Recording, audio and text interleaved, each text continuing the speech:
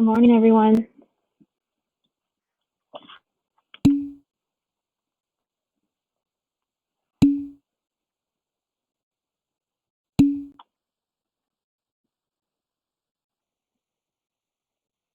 Can y'all believe we only have one more lecture after today? Yes. I'm so excited.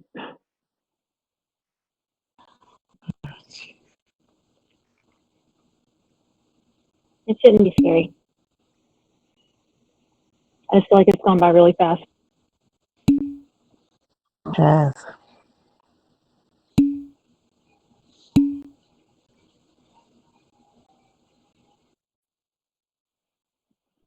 Okay, y'all ready? You have any questions for me or anything to start off with?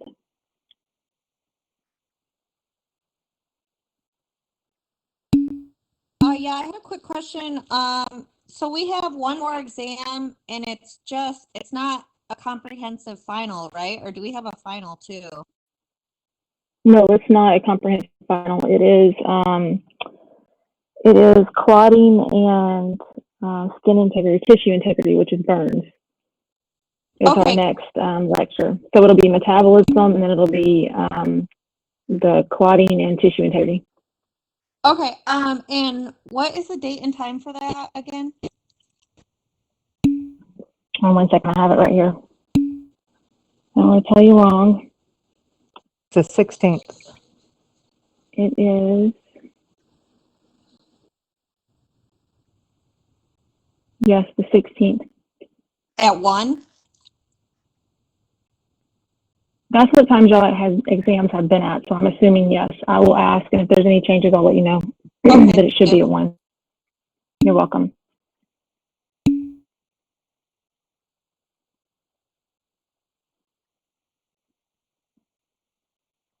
And yes, we can review test 2, and we're going to review exam 3 also. I'm going to do them at the same time, so I'll put up a Sign Up Genius. It'll probably be tomorrow before I get it up. And how do y'all want to do it? Do you want to do both at the same time, or do you want me to put up a Sign Up Genius for test 2 and do those, and then put up one for test 3? You have one more exam.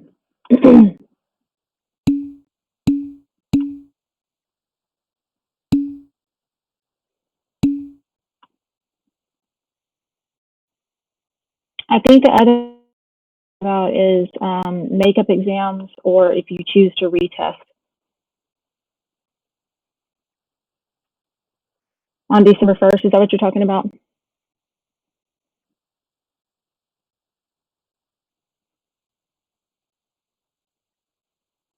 Melina?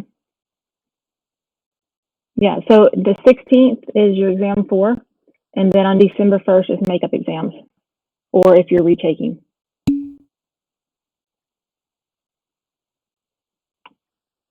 Okay, so Sign Up Genius, I'll do them both together. And I think everybody did okay with 15 to 20 minutes, so I guess I'll do 40 minutes for this next one. The makeup should be at 1 p.m., yes. Again, I will verify that and let y'all know for sure. Okay.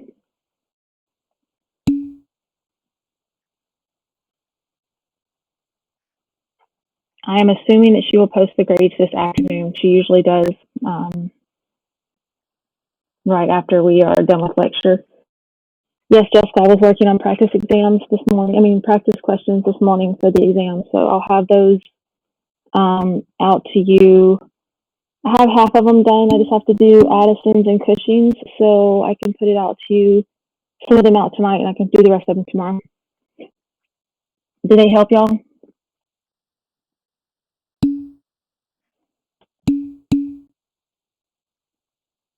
Okay. All right, good. Okay, so we have liver failure, we have pancreatitis, we have failure to thrive, we have Addison's and Cushing's. So it's a lot, but we can get through it. Okay. Let's get started and make sure we have enough time. If I'm asking questions, please just respond so we can make it move faster, so that I can make sure that I do get everything covered for you. Okay. So liver function, what is the function of the liver? What does it do?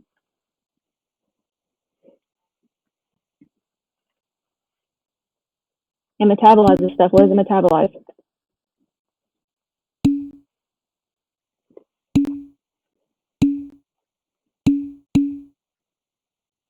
Everything. I like that one. Okay. So it metabolizes glucose, protein, fat, and drugs. It also converts ammonia. It stores vitamins and iron. It's responsible for the formation of bile and the formation of albumin.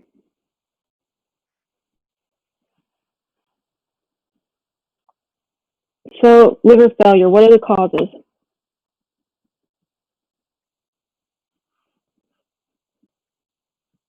Cirrhosis is one of them. And what are the types of cirrhosis?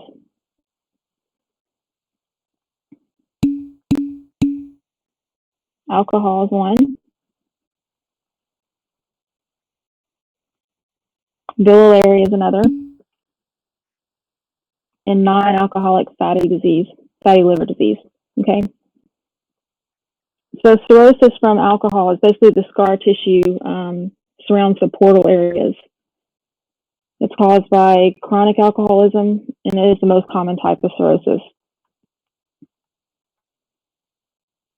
Then you have biliary, which is scarring around the bile ducts.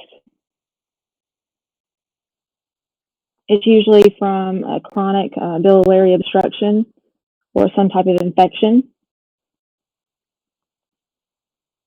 It's a less common cause. And then you have non-alcoholic fatty liver disease. So there's bands of scar tissue around the liver. And they think that it's a late result of acute viral hepatitis.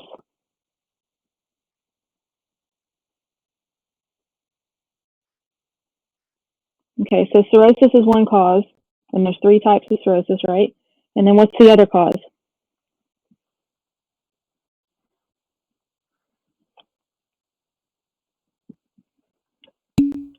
It's post-hepatic, that's right, hepatitis, post-hepatic.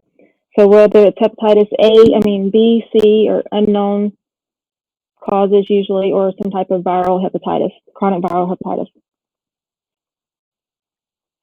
Okay, so what are the risk factors? Who's at risk for it? People that drink excessive alcohol because of cirrhosis, right? But who else?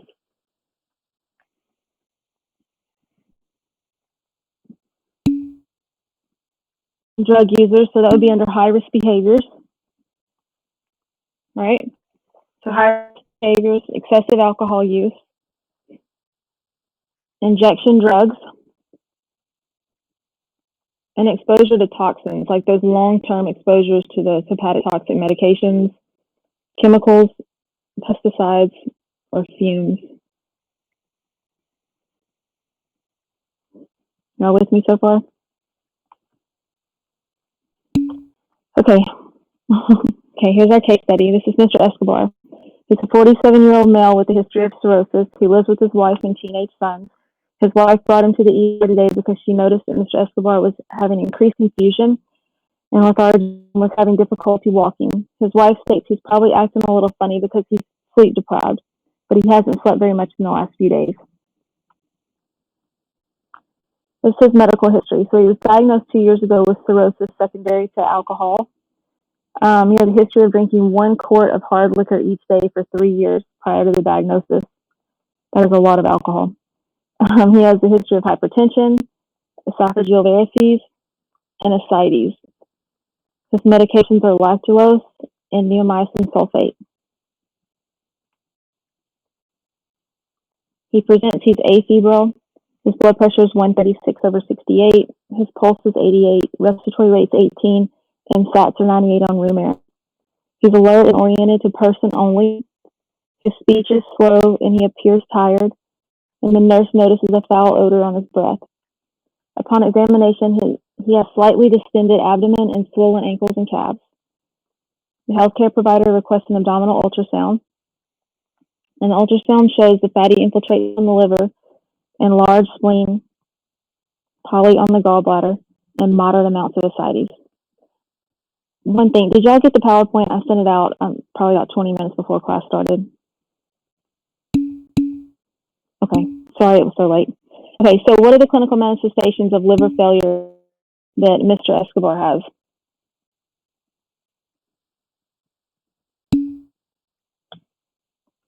Ascites, yeah. What else? He has varices, edema. He has confusion, right? And insomnia. And here are all the clinical manifestations. So edema, ascites, bleeding, bruising, esophageal varices, gastritis, jaundice, malnutrition with muscle wasting, ataxia, specter hepaticus, and vitamin deficiency and anemia. And we're going to go into each one of these. So anemia. Why is he having, edema, sorry. Why is he having edema? So why is his abdomen and his ankle swollen?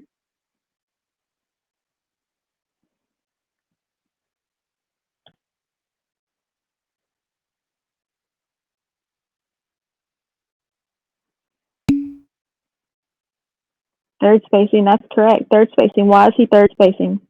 How is the liver contributing to his third spacing? What is it not making enough of?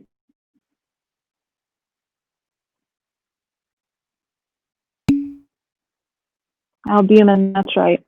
So the edema, the reason why he's having edema is because the liver's no longer producing a sufficient amount of albumin. So when there's low albumin level in the bloodstream, that fluid leaks across the walls, which we know is third spacing. And the production of the albumin being decreased is because of the liver damage. And that albumin is very important. It maintains that fluid balance in the vascular system. So once the fluid comes outside, it's not in circulation anymore. And when I mean outside of the vessels. Then it's kind of what I call dead fluid. It's just sitting there. It's not in circulation to be used. And then the edema around the dependent parts, you will usually see them have edema of the ankles and the sacrum area, as well as the abdominal cavity, which becomes the ascites. Okay, so ascites is edema too. And it's usually classified as mild, moderate, or severe. And mild, it's usually, as it says, a mild case. It does not impair the day-to-day activity. And it's usually hard to detect when the patient's clothed, you can't really see it. Moderate is more visible, and the patient can experience some respiratory difficulty when they're lying flat.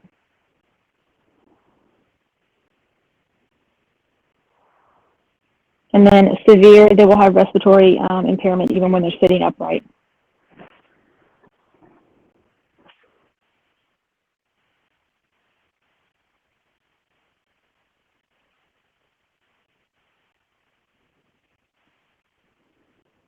So how would you treat this ascites?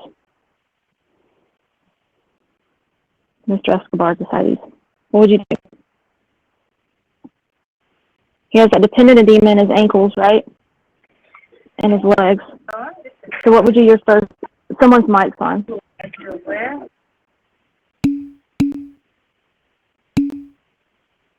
What else can you use? Lasix, that's right. Lassie. I think you mean Lasix, that's right.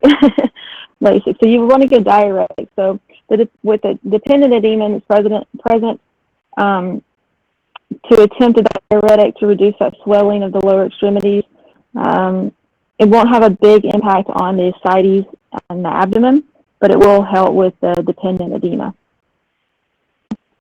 And then we talked about the reason why you're having the ascites is because of the damage to the liver is not producing the albumin.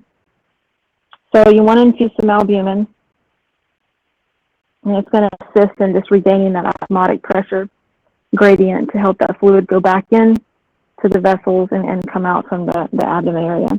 You want that fluid back into circulation where it can be excreted in the body. can't be excreted when it's third spaced out. It has to be into the vessels to be able to come into circulation to be removed. And then if this continues to be a problem, if the ascites continues to be a problem, what do you do then?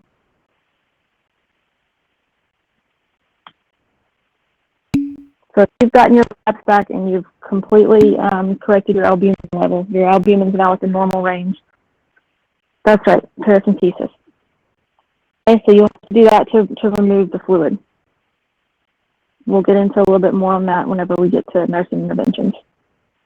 Okay, and then these patients have bleeding and bruising. And what causes this bleeding and bruising?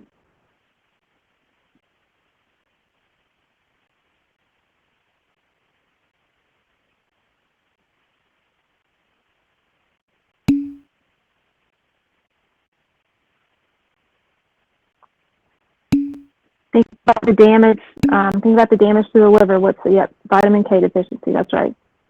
Okay, so that changes your PT times, and it's your vitamin K deficiency. And those patients are going to have the petechiae and the bruising. Pretty much, you'll see them all over them. And esophageal varices. Do y'all know what these are?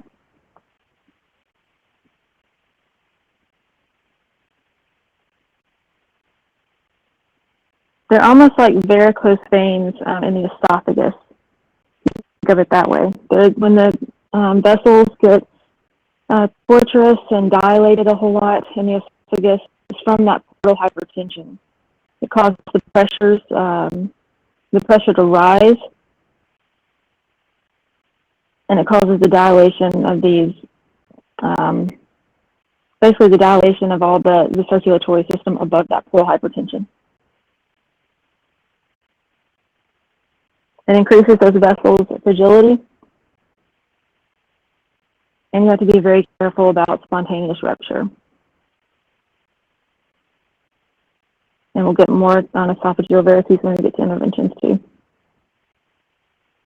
And I think gastritis and anorexia diarrhea, that speaks for itself. Then we have jaundice. What causes this jaundice?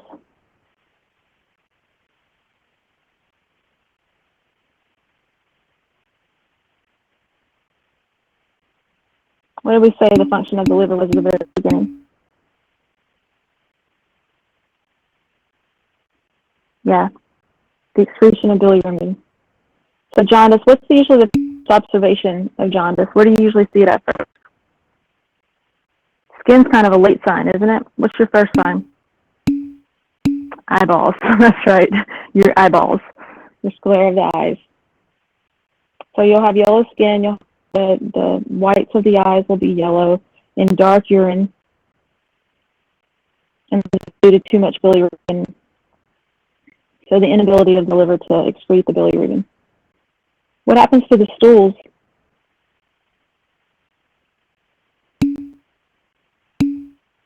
Clay colored. Is that from too much or not enough bilirubin? Not enough bilirubin, that's right. It takes the color out of it. So those chalky clay colored stools, that's from the lack of bilirubin. What else would you have to worry about with stools while we're talking about stool? What would you want to know if this patient had? We talked about they have a tendency bleeding, that's right. We talked about they have a tendency for bleeding and bruising because their PT times are off and they're vitamin K deficient. So bleeding, you want to make sure that they don't have any blood in their stools or that they have not been having blood in their stools. Okay.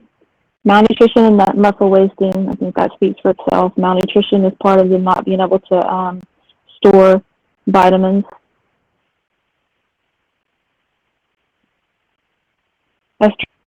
What is that?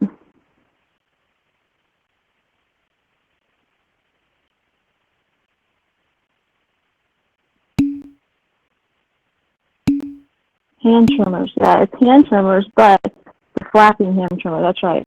So it's a flapping. It's also called a liver flap, but you'll hear it called by its real name. The tremor of the hand, when you extend your hands and you flap at the wrist like a bird's wing. It's basically because of the inability to maintain that position. So it shows and is demonstrated by this jerky movement, the outstretched hand. So it's not that they're flapping their hands. They put their hand out or their arm out with their hands, and they can't maintain it in that upright position, so it falls down. And then they try to clip it.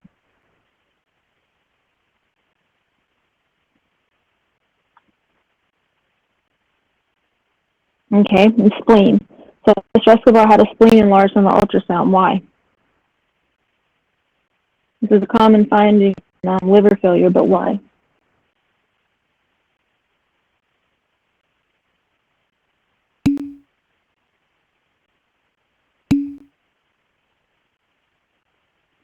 Too much red blood cells. Okay, so the spleen's blood vessels, they become dilated and tortuous to where they can't, blood doesn't flow through them very well, or retains blood, and it's holding on to a greater portion of those red blood cells than normal, and that in itself causes the spleen to enlarge. Think of it kind of like a balloon. If you don't let some of the air out of it, it continues to expand, right? So the same thing, put a bunch of blood in there, that spleen is going to expand because it's holding on to a greater volume of the red blood cells. The neurological signs. So with Mr. Escobar, he had confusion and lethargy. What does that tell us? Yes, because of enlarged veins on splenomegaly. Enlarged veins hold on to the more blood, and your large amount of your red blood cells are there. So neurological signs, back to Mr. Escobar, neurological signs, confused and lethargic. What does that tell us about this patient's ammonia level? Yeah, it's a high ammonia level, right? So confusion, lethargy, difficulty walking. It's high enough now that it is affecting his neurological status, so he has hepatic encephalopathy. And if you remember when we studied encephalopathy before, what's the one thing we knew about treating it? How do you treat it?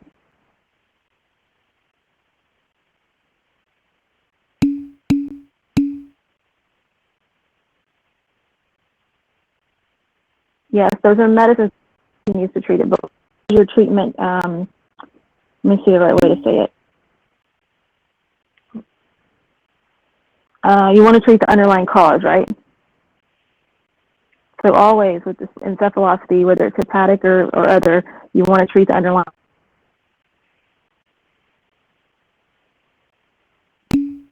So what's factor hepatitis? What's factor hepatitis?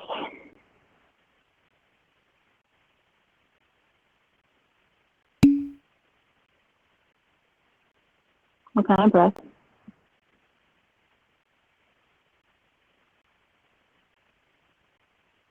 It's a fruity or a musty smell. I do say it's more of a fruity smell. It's very, I don't know. Once you smell it one time, you'll know exactly what it is. You won't say, oh, I think that's what it is. It's caused by the liver's inability to metabolize and detoxify mecarpidin, and that's by bacteria.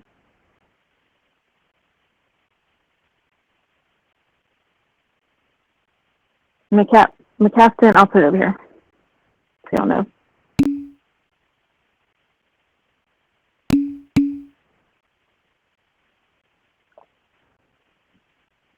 And it's an amino acid. So the liver's inability to metabolize that and break it down causes bacteria, and that's where the fruity smell comes from.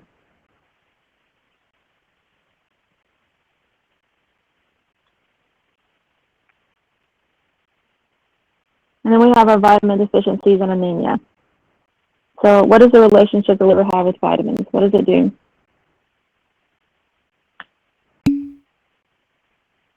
It stores them. It can form them also. So when it's damaged, it causes this inadequate formation and use storage of certain vitamins, most commonly A, C, and K.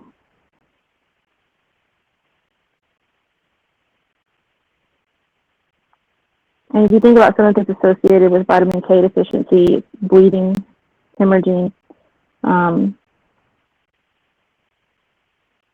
chronic gastritis, and impaired GI function. they're going to cause an inadequacy for your dietary intake.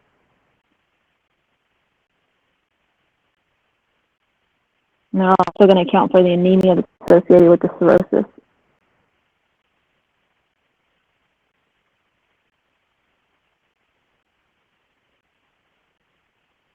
And because of this anemia and their poor nutrition status,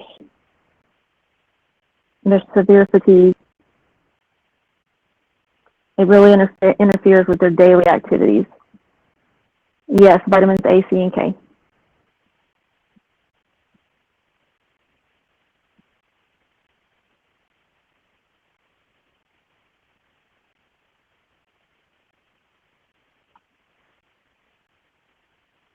So, is Mr. Escobar's cirrhosis compensated or uncompensated?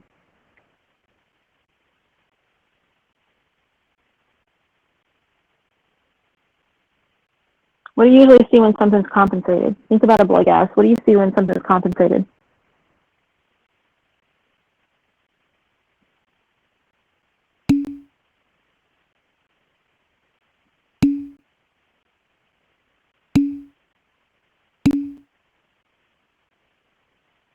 Yeah, so when something's compensated, it means your body's tried to make it right. Your body's tried to compensate for what was falling behind.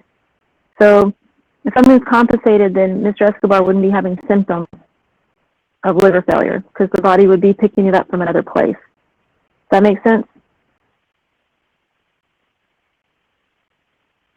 So because he's having all these signs and symptoms, he is definitely uncompensated liver failure. And so a compensated liver failure has no major effect on any system of function, like systemic function in the body. And day-to-day life won't be affected. And uncompensated cirrhosis has a major effect on the body's systems. We talked about all those things that he has. So he has ascites, the peripheral edema, jaundice, nausea, abdominal pain.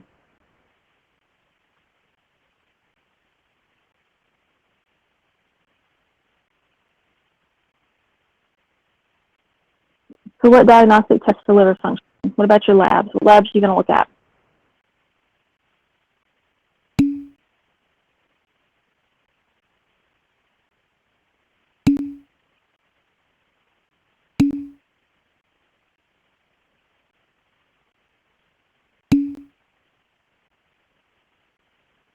Okay, so you want your AST and your ALT. Your complete blood counts, you're looking for any anemia, and also your clotting factors, what your platelets look like. Your coagulation studies. In your serums, you're going to want electrolytes, bilirubin, albumin, ammonia, glucose, and cholesterol.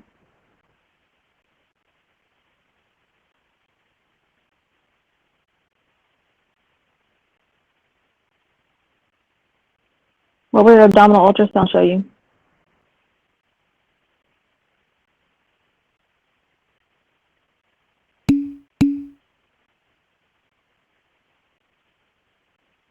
It'll show you hepatomegaly, it'll show you splenomegaly, the free fluid, that's right.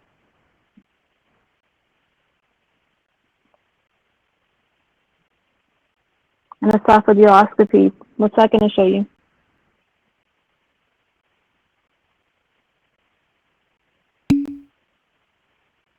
Varices.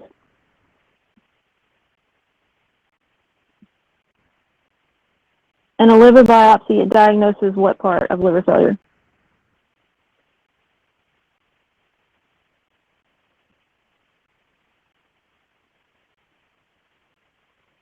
A liver biopsy is how you diagnose cirrhosis.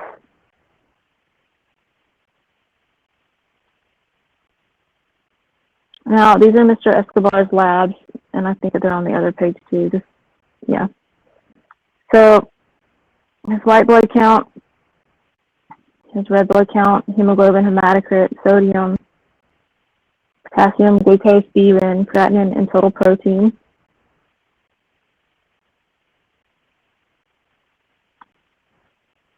And then your AST, your ALTs, your LDH, PT, and ammonia.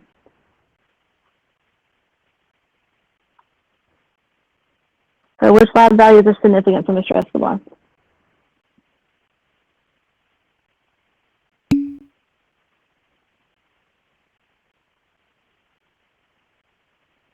What about his red blood count?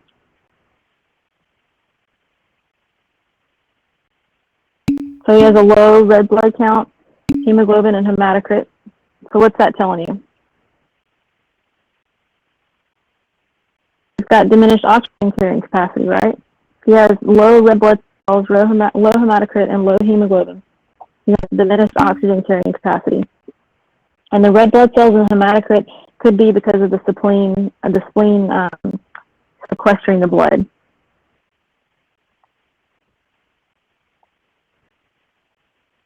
The hemoglobin being low, it can indicate there's blood loss somewhere,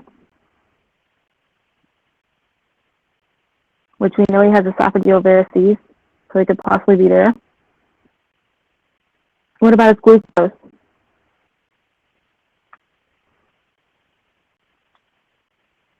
Glucose is high, right? It's 185. Why do you think it's high?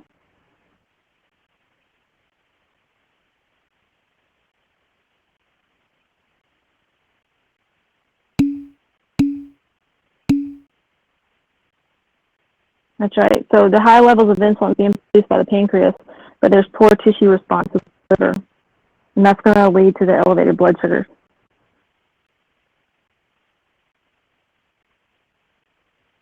So why AST, ALT, and LDH not elevated?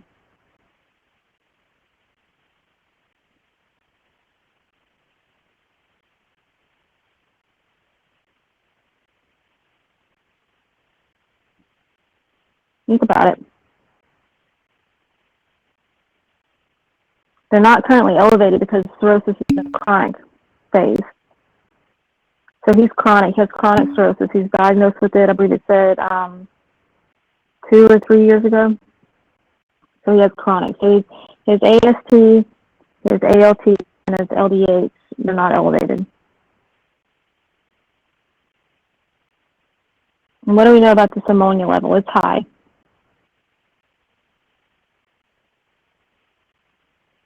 So how is that going to clinically manifest?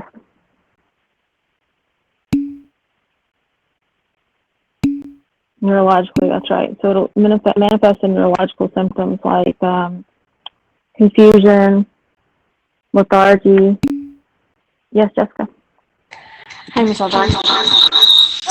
I just wanted to ask real quick about, you said that the AST, ALT, LDH are not going to be elevated because it's chronic? That's right. Okay, so if chronic cirrhosis. okay, so then if it was acute, it would be low? They would be elevated if it was acute. Okay. Okay? And what we talked about with hepatic encephalopathy. So this ammonia buildup will eventually lead to hepatic encephalopathy, and that shows by decreased mental status, confusion, lethargy, and the way that we treat that is by treating the underlying cause. So you have to treat the ammonia buildup in this. So why are the total proteins and albumins low?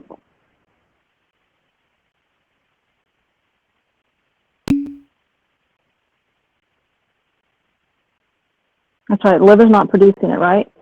So you have these decreased and lower rates that are synthesized by the liver. So that's contributing to the ascites.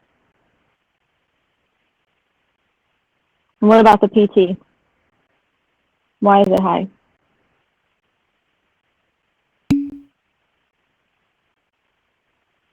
No vitamin K. So you have a reduction in the clotting factors caused by this liver damage. I mean, who knew the liver did so much, right? So Mr. Escobar's urinalysis was normal. So really think through all those labs that I just went over with you, and what it causes and why it causes it, just so you can think through questions and understand.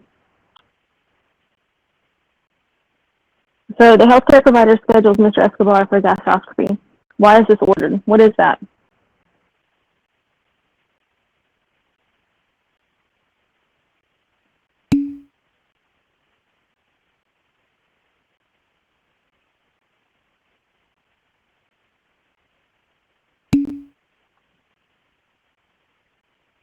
What do you think they're looking for, though? It's going to go look, obviously, because it's a scope.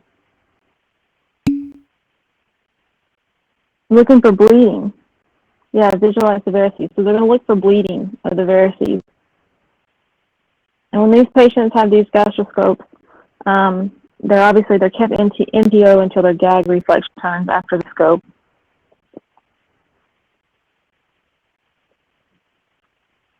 So if they do find esophageal varices, what do you think happens? What do you think they do to them?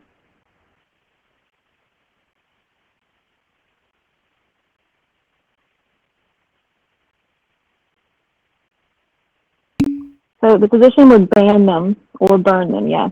Ban them or sclerose them. But until that can be done, you're going to want a soft diet because you don't want anything that's going to irritate or scratch or cause bleeding. So you want a soft diet.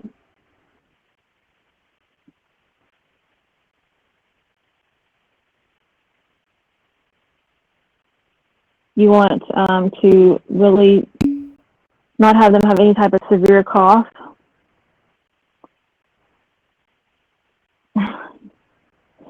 Sclerose is what it's called when you burn them.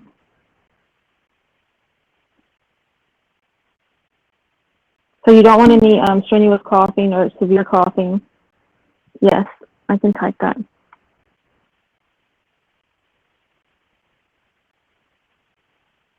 I'll make sure I spell it right for you.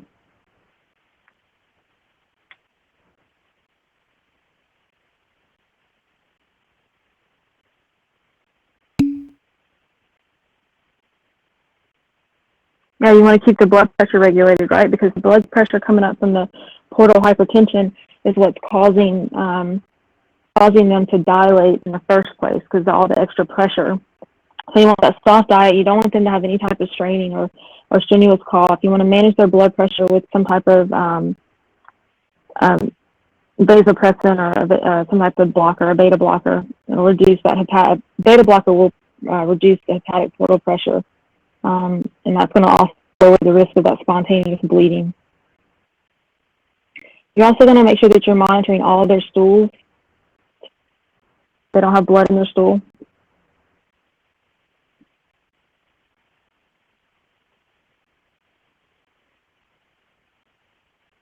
So the healthcare provider then prescribes him 15 ml of lactulose every day. So we know, what does lactulose do?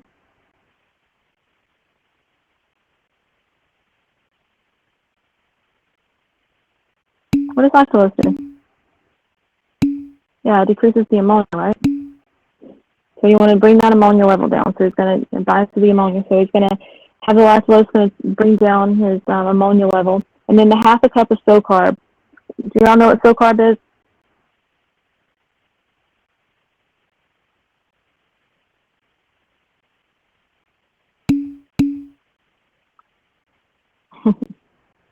Well, it's a powdered form of protein-free carbohydrates. So it's extra calories for basically malnourished patients. Why don't you want it to have protein in it? Why do you just want the powder, the SoCarb, to be just carbs? You know, most powder is some type of protein powder, not really a carbohydrate powder. What happens to the protein? What's the protein going to cause if the liver starts trying to metabolize it?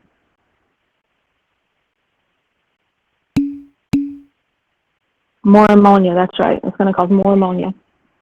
So if you're giving this patient protein, you're just going to have a higher level of ammonia. This is a powder, like I said, and it can be added to soft, solids, liquids. And you don't have to know about the calories, but each half cup has 186 calories of, it's basically just straight carbs. And then the patient was given neomycin. Same thing, lactulose is going to decrease the ammonia levels. What's neomycin going to do? What's it going to reduce?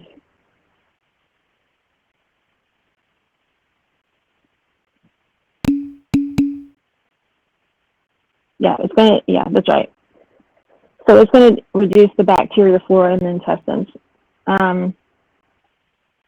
So when the patient consumes this protein, the bacteria in the gut breaks it down, and one of the byproducts is this ammonia. So you're getting rid of this bacteria. So there's two ways of getting rid of the ammonia. Lactulose, which binds it and gets it out, and neomycin sulfate, which eliminates or tries to eliminate some of that bacteria flora that causes the ammonia buildup by it breaking down protein.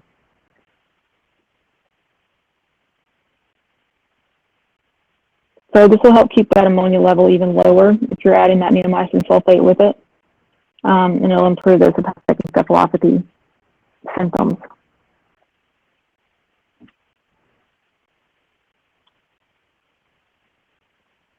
There's other medications for liver failure. We talked about diuretics. What do we say those would help do? It's not going to get rid of the ascites, right? So what's it going to help do?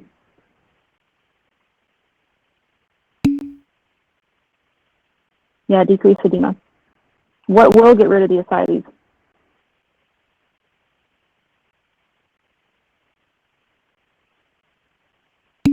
Two ways. We talked about them already. Draining it. What else? Albumin. So albumin and paracentesis. Okay? And then beta blockers. Why are we having those beta blockers?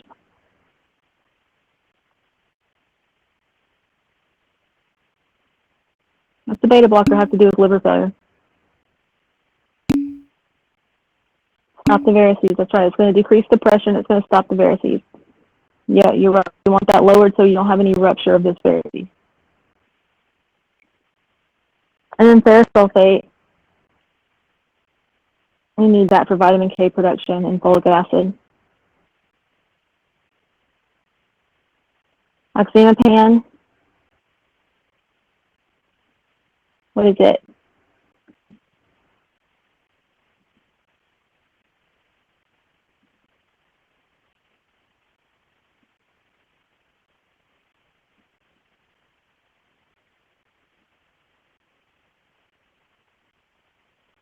It's a benzodiazepine, or it's a form of benzodiazepine. It helps with alcohol withdrawals. They'll use it for depression sometimes or anxiety, but it's usually for withdrawal.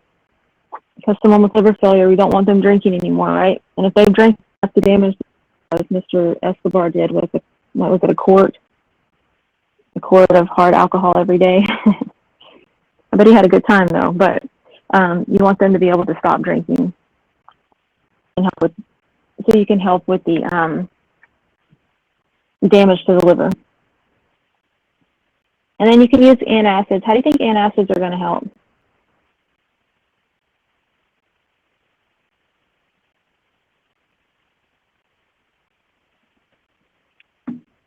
They're going to decrease that GI distress, right? So antacids or H2 antagonists decrease the GI distress, and they minimize the possibility of GI bleeds.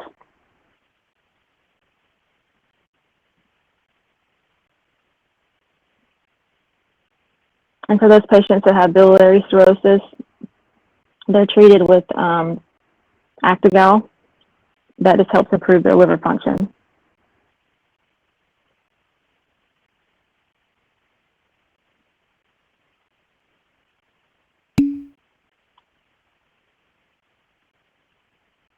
Actigal, is that the one you want?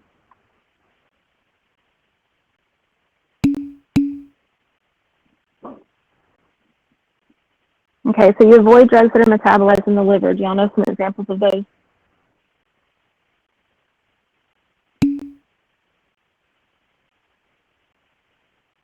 Yeah, your acetaminophen. What else?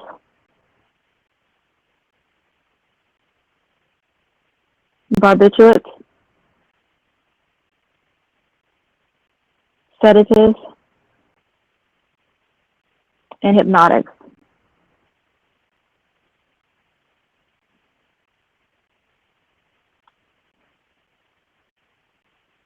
So your surgical treatment and procedures. your gastroscopy or your endoscopy. What's that used for? We talked about to examine the liver. You can also see the other pelvic structures when you're in there.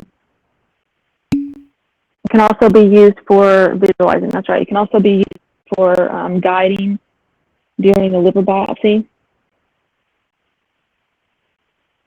It can help you determine the cause of ascites. And it can also help you diagnose or stage tumors if there's a possible tumor in the liver.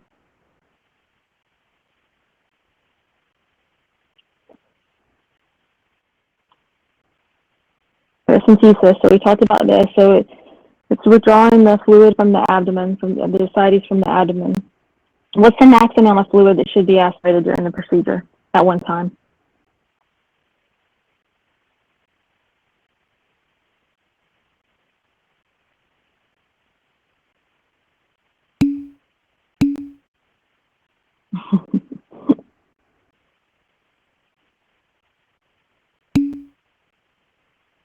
Most things say 3 liters, but I did see a couple of things that said 5 to 6 liters. Why do you think you're trying to watch and not pull off so much at one time?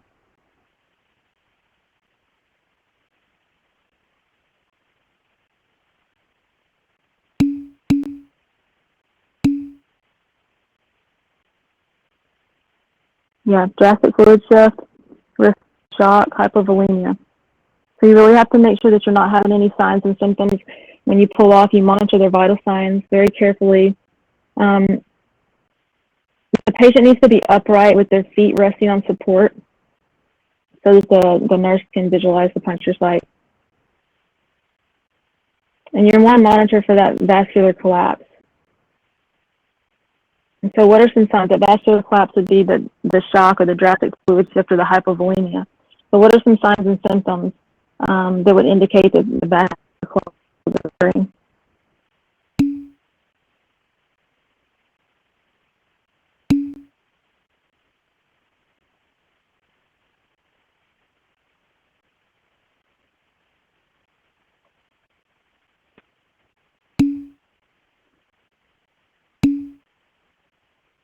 Hypertension, oliguria, and pallor. So it's not just while it's happening, it's after you draw the fluid off also.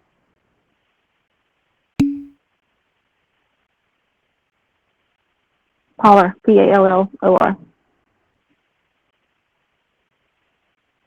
Oh wait, hold on, I wasn't typing, sorry. I was typing it for you.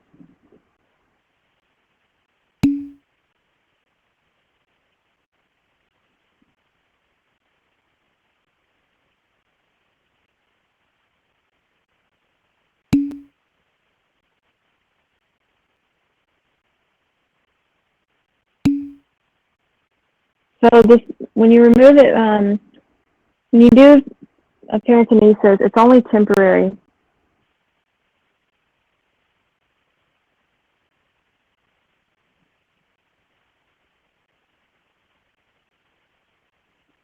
It's only temporary. So if you don't correct it, again, the ascites will rapidly reoccur, and it'll cause you to have to remove the fluid repetitively. So you still, even though you've taken used the paracentesis and taken the fluid off, the ascites off, it's only a temporary fix if you're not actually fixing the albumin issue. Does that make sense? You can take it off so the patient can breathe easier and give them some relief. But if you're not fixing that albumin and that third space and the fluid issue that you have going on, it's just going to continue to reaccumulate. And sometimes you do have to withdraw it several times before you can get everything even back out and get your albumin up. It would usually take more than one transfusion to get albumin up, but it'll also be continuous if your liver is not producing the proper amount of albumin in the first place.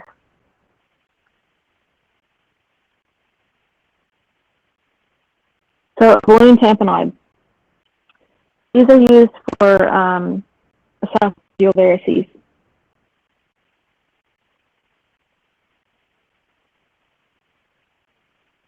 It can be used to temporarily control the bleeding and to stabilize the patient that's having to bleed.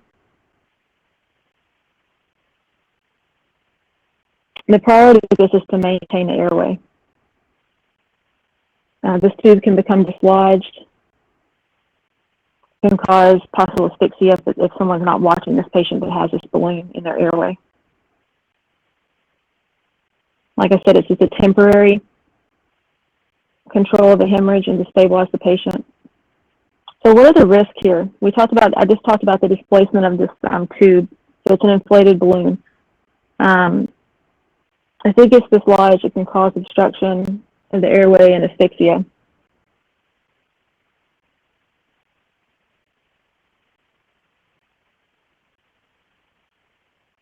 Any type of rupture of this balloon can also cause parts of the balloon to go into the oral pharynx.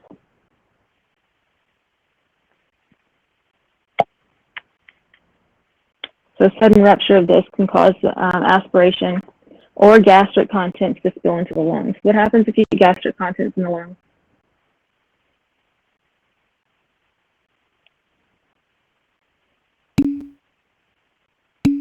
Yeah, pneumonia. So what's your priority intervention with this? Think about something stuck in your throat. Maintaining your airways, your priority intervention with this. The displacement of it, the inflated balloon rupturing, all those are aspiration hazards, possible asphyxia and blockage of the airway. So a patient that's being treated with the balloon has to remain in the ICU, and they're monitored continuously because of the risk of the serious complications. So precautions need to be taken to ensure that the patient does not displace this tube or balloon on their own. So you wouldn't want to do it on a patient that was combative or anything like that. And if the tube is left in place for longer than 12 hours, what do you think can happen?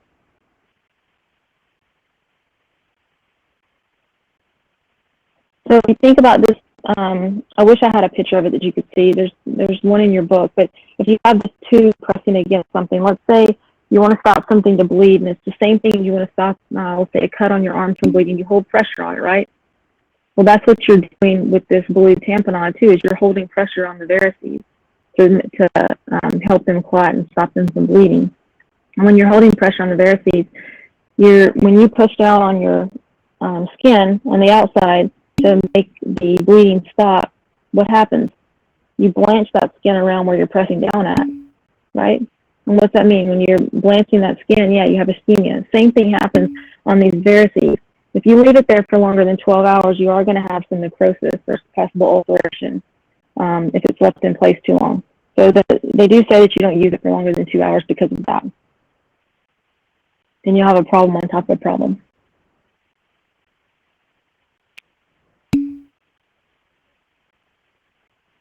So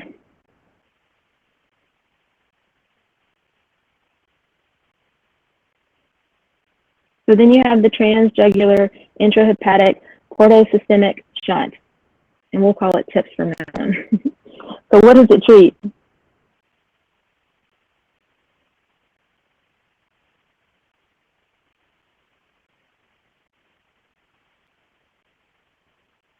It treats ascites.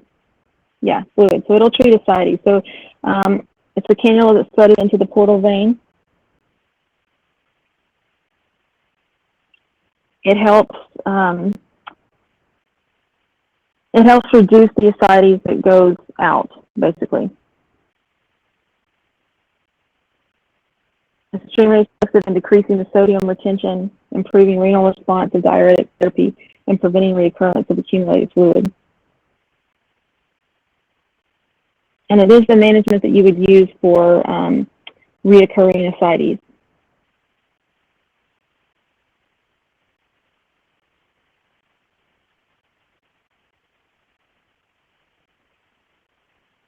And it is considered a second-line treatment only because of the cost and because of the risk of the encephalopathy. It is expensive, and albumin's cheap.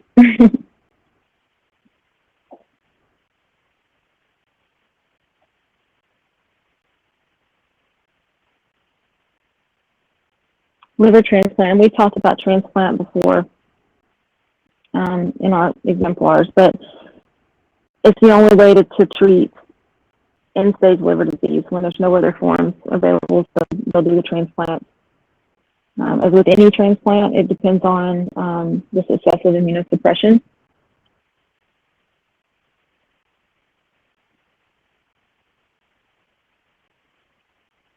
And complications with transplant are the same with any other transplant, the bleeding, infection, and rejection.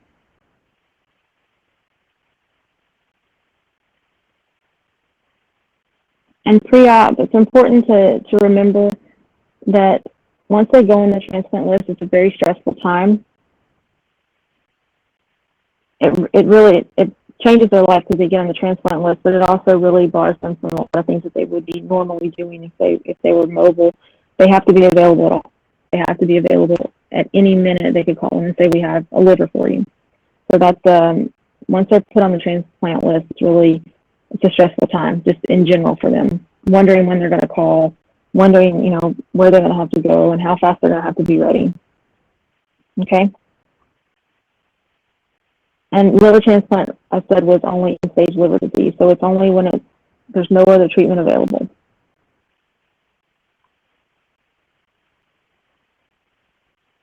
Okay, so nutrition.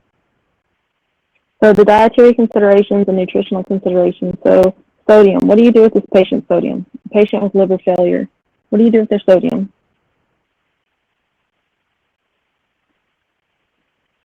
Increase sodium onto what?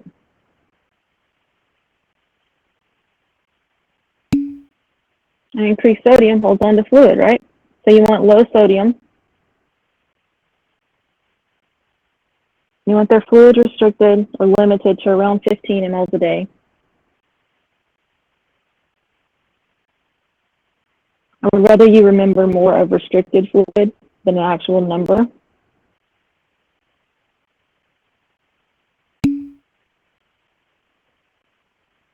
Yes.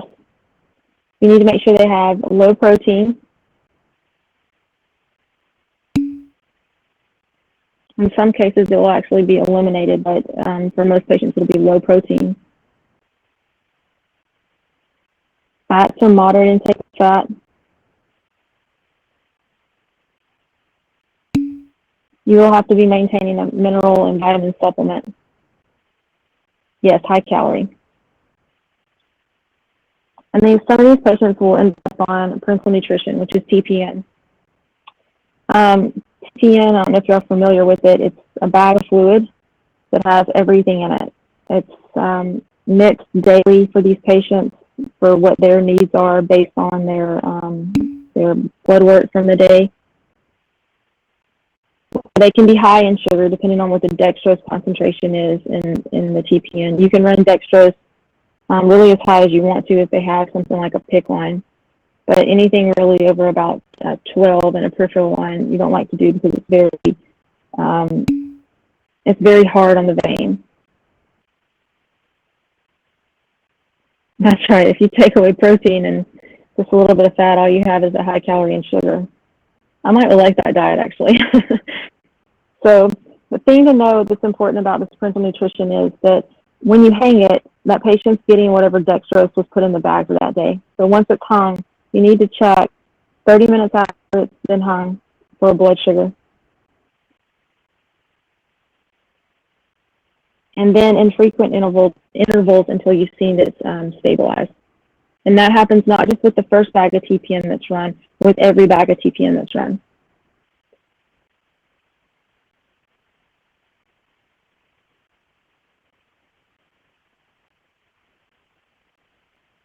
And that's not just with liver failure. You need to think about that with anything. If you see anything on your NCLEX about parenteral nutrition, what do you need to monitor? It's always going to be glucose.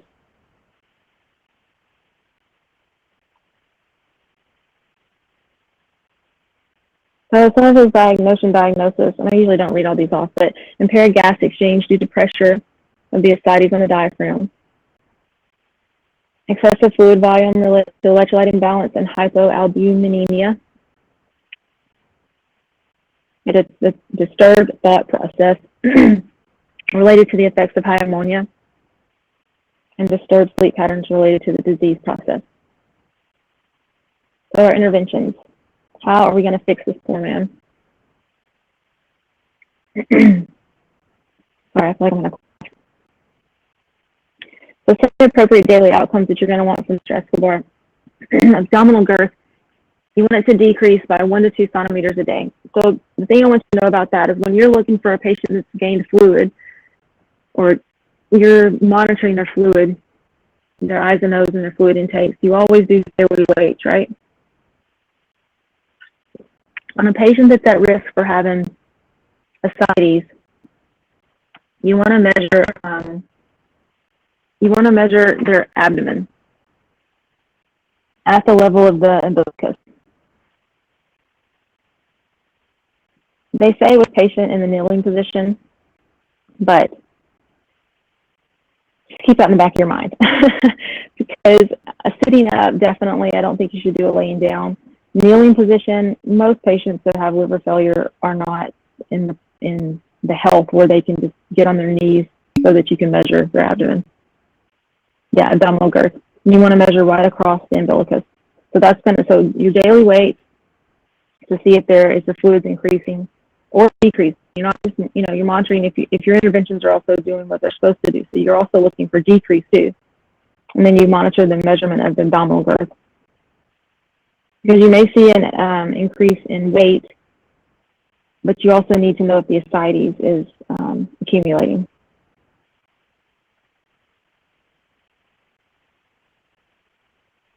So you want to avoid any initiating of bleeding and for any bleeding tendencies. So you're going to implement those bleeding precautions. What are some bleeding precautions? Way back in first semester. I think it was first semester. Wasn't it first semester?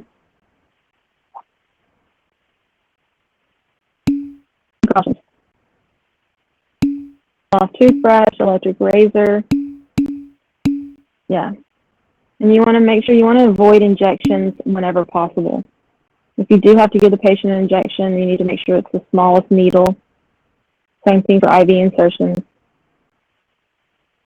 And then you really need to maintain pressure on the venipuncture site for at least 5 minutes.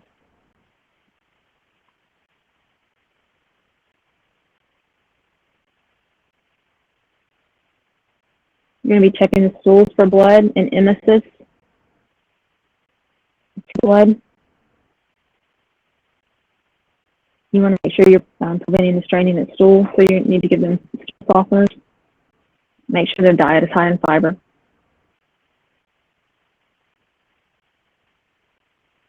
Don't forget about the characteristics of that stool. There's things you need to know about that stool with this patient. What are some of those things? Not just looking for blood, but color. Now, does it have fat in it?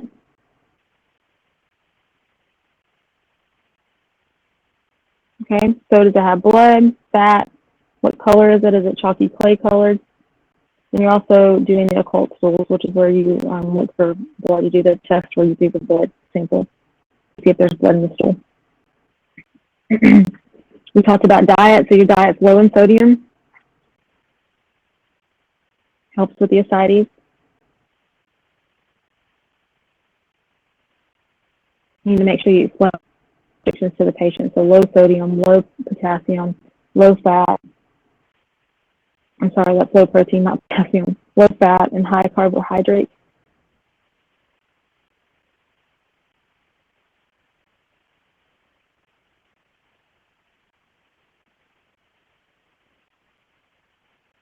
So if ascites is present, how do you think it would be, or what do you think would benefit them and how to give their meals?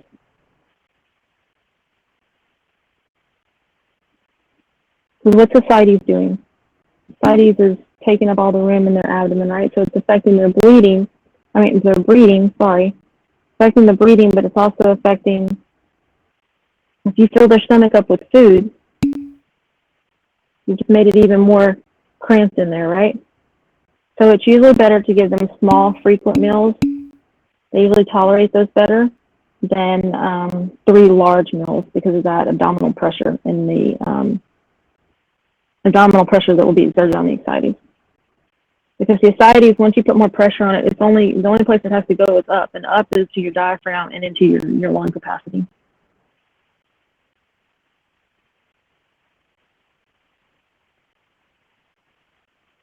And then you also need to take into consideration if these patients have had prolonged or severe anorexia or vomiting, or they're just eating poorly, then they may have to have that TPN, or that parental route of nutrition. Also under diet is you want to give good oral care and oral hygiene. This can help improve the taste, and it can also encourage eating.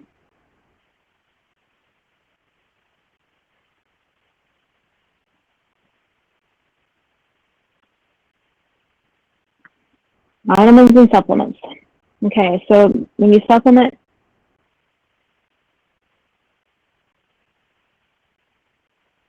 what type of vitamins are you going to supplement?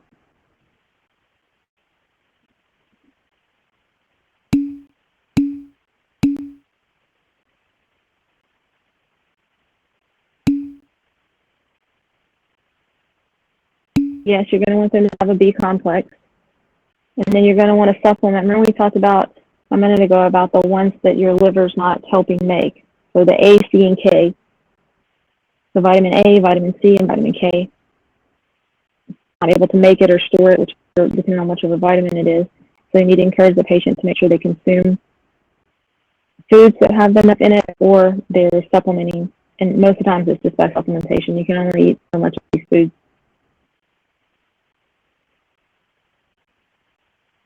Supplements are also, we talked about the SoCal, also be a supplement to increase their calories.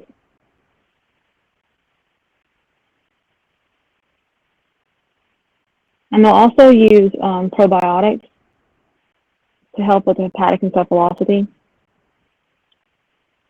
The probiotics kind of work like the neomycin does, whereas they try to balance that intestinal flora. They don't kill the bacteria like neomycin does, but it is about the intestinal flora. So they try to balance out that intestinal flora. They can also use that probiotic yogurt that can help. But regardless, the strategy of that is to reduce the ammonia levels. And by reducing the ammonia levels, you're improving the mental status.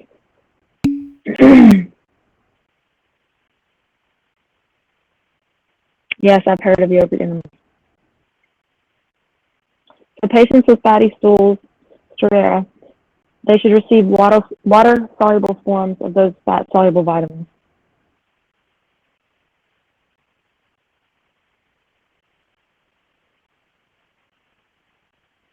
You're going to be given folic acid and iron to prevent the anemia.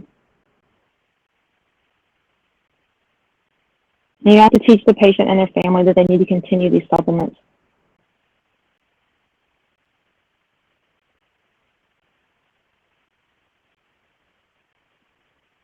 So it disturbs thought process, confusion, and level of consciousness. It helps with these patients because you assign the same nurse as often as possible to improve their orientation status. They need a bed alarm until cognition improves.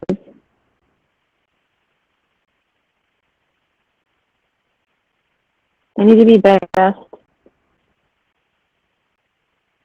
with a bedside commode until their gait stabilizes. What's some care you want to give to a patient on bed rest? How do you prevent that skin breakdown?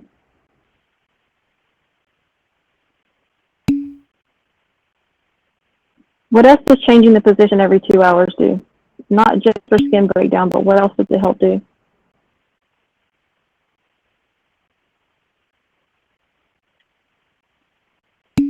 Repositioning also helps move that fluid, right? Helps that fluid shift and distribute, and at times you can take pressures off of different areas. And you can also try to promote some of the reabsorption of that fluid. So reposition every 2 hours is not just for skin integrity, it's also for help improve that fluid movement.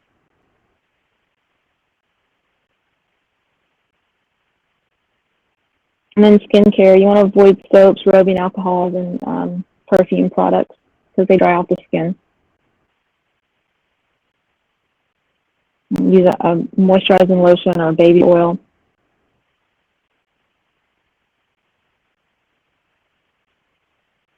tepid baths with mild cleansers for these patients. And you need to observe the skin for any types of lesions or scratch marks.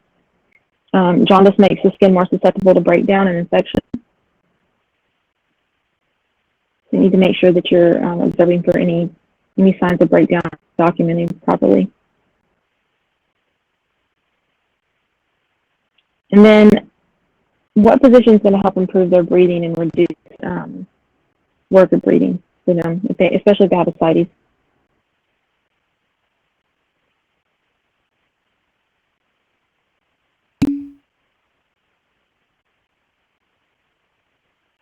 Yeah, I want the elevated head of bed, but the high Fowler's position is going to help with their breathing and reduce their work of breathing.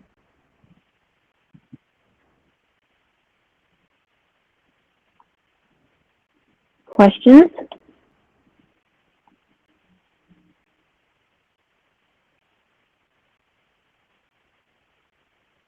Nothing? So y'all ready to go into pancreatitis?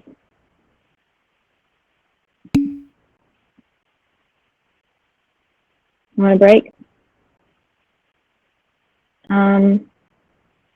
Let's do 10 minutes. It's 12, 10. 10 minutes long enough? Okay, 12, 10. Come back at 12:20, okay? You're welcome.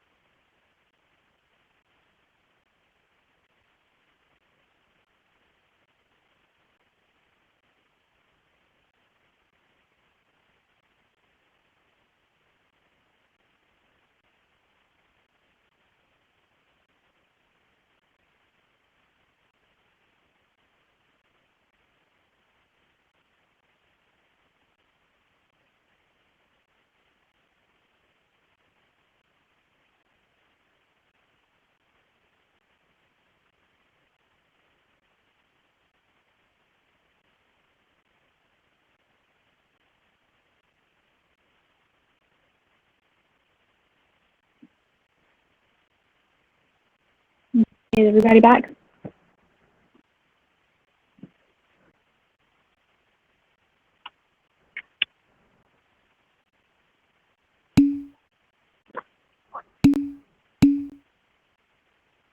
At least we know Thomas is back. He's recording, so that works. Okay, let's start with pancreatitis, okay? All right. What's the pancreas function?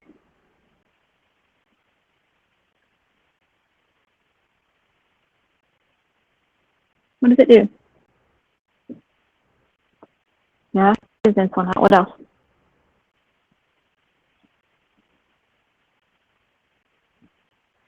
So it releases enzymes that assist in breaking down the food products so you can get the nutrients so that all can be absorbed. Okay. So what about pancreatitis?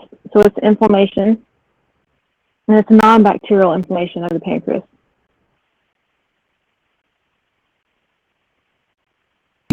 What about acute pancreatitis?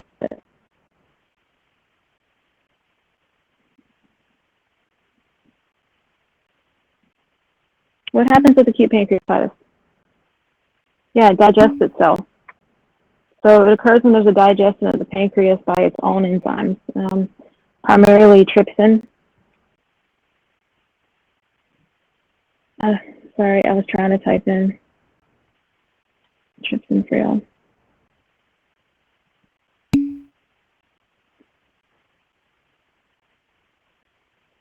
And this acute pancreatitis, when it tries to digest itself, some reasons, what are the causes?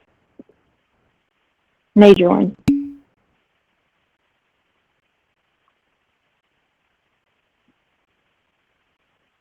Yeah, so biliary tract disease, and the major causes for that are the bowel duct blockage, the pancreatic ducts become blocked, you can have a hypersecretion of enzymes of the pancreas,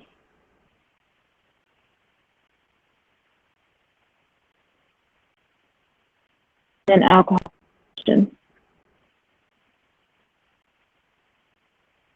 So basically, with biliary tract disease is the pancreatic ducts become blocked. It causes them to secrete more enzymes. The enzymes enter the bowel duct, and then they're activated with the bile backup. And because of that backup, your end result is the pancreatitis. So it's that inflammation of the pancreas. So what are some of your precipitating factors? Alcohol, y'all said, biliary tract disease. What are some others?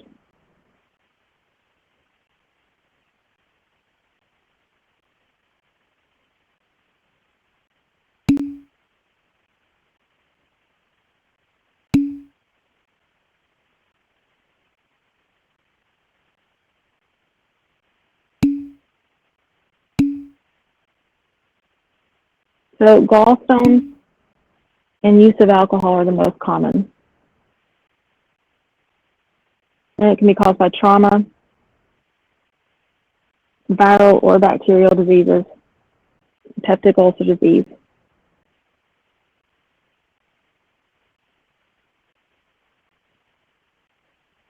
What about increasing age? Why does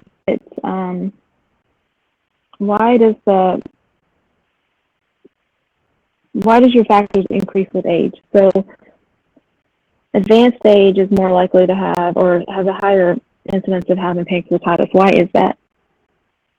Finally, I can spit it out into a question. I don't even know if that still makes sense. Sorry about that.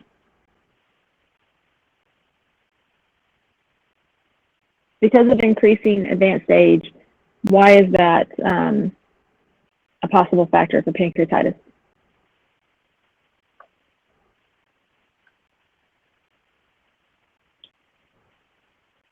Come on, what do you mean about old people? What happens as old people get old? They're old, that's right. But why? Because they're old. What happens as they get older? major functions of the body, the major organs in the body. They're not like they were when they were 20, right? Yeah, the body slows down. So a decrease in the physiological functions of these major organs can cause a precipitating factor for pancreatitis. Okay, and then what about alcohol consumption? Sorry, I moved too soon. So with acute pancreatitis, alcohol consumption has to be stopped. So it has to be completely avoided. They need to be on some type of plan, whether it's medication or whether it's a support group. But you can't drink alcohol and have pancreatitis. It doesn't work. Okay. So here's Mr. Lunn in the ER. Mr. Lunn reports left upper quadrant pain that is severe, sharp, burning, radiating to his back and shoulder. It started suddenly 4 hours ago. He claims the pain is aggravated by eating and was not relieved when he vomited. He reports nausea. He arrives in the step-down unit via stretcher, laying in the fetal position. His vital signs are his temperature is 100.6, his pulse is 98, respiratory rate is 26, and blood pressure is 102/64. So on assessment, what does he have?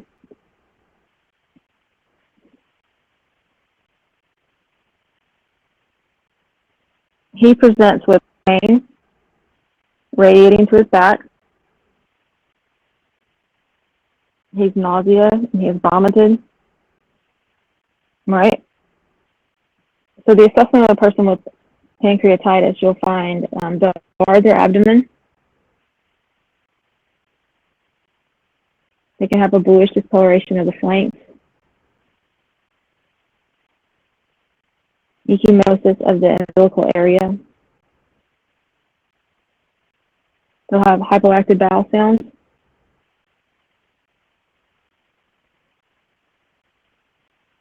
Dyspnea, crackle in the lungs, and cyanosis. And why do you think that is?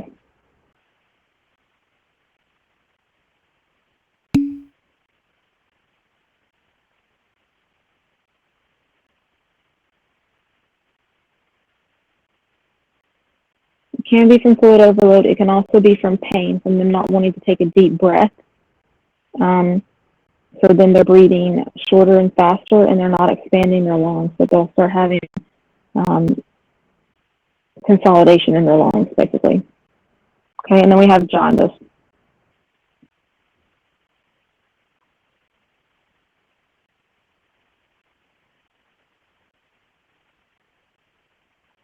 So what assessment findings would make you think acute pancreatitis? So clinical manifestations of acute pancreatitis.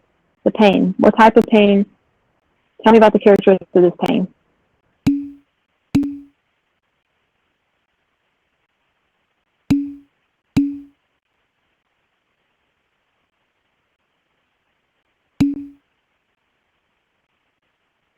Okay, so you have severe abdominal pain. The pain can radiate to the back.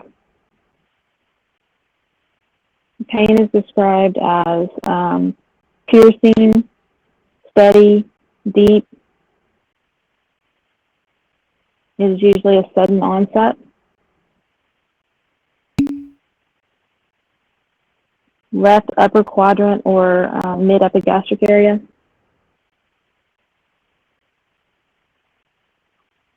And it's usually brought on by excessive alcohol ingestion or a fatty meal.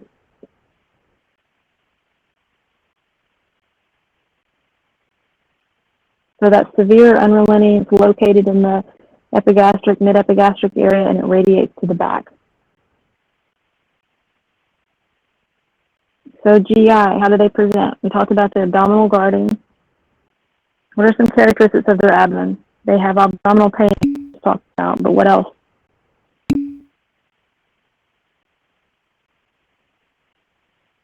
Yeah, their abdomen's rigid and board-like. Their bowel sounds are decreased or they're absent, so they're hyperactive. And nausea and vomiting. So this pain is not relieved by the vomiting.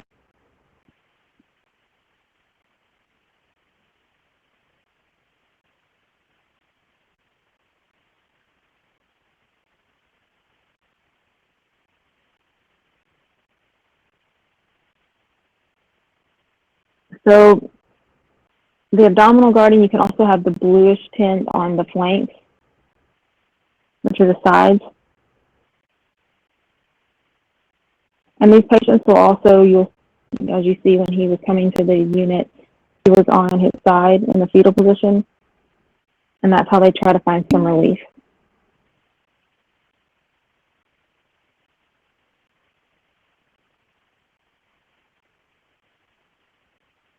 So what about their vital signs? They'll have an elevated temperature. What about cardiac?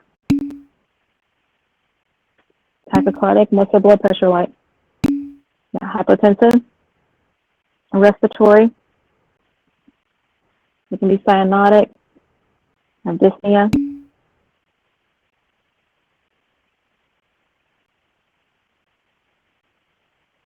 And then the Turner sign is a colon sign. So they can have that bluish discoloration of the flank, which is the Turner sign, or the bluish discoloration of the umbilical area, which is the colon sign.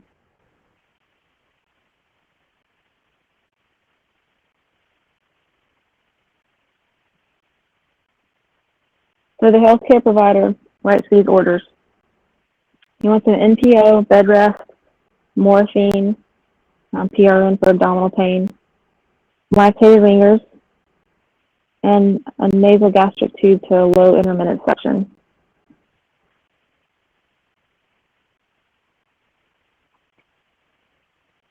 Here's lab values.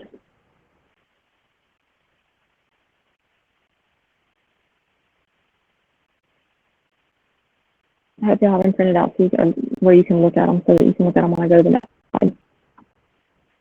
So which ones are critical values?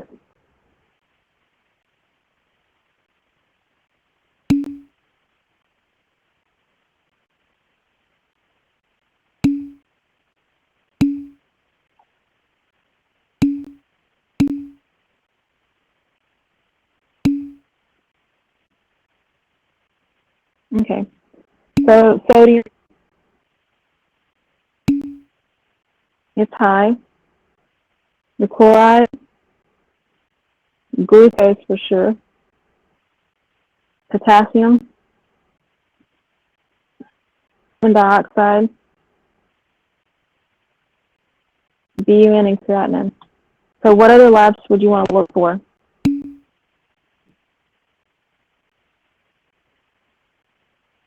What's your hallmark test?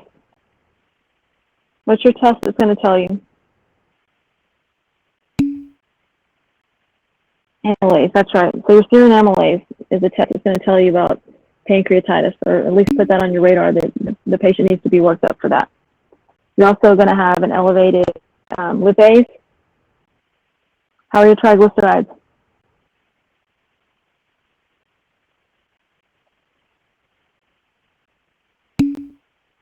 You can't tolerate fat, so your triglycerides are going to be high, right? What about your glucose levels?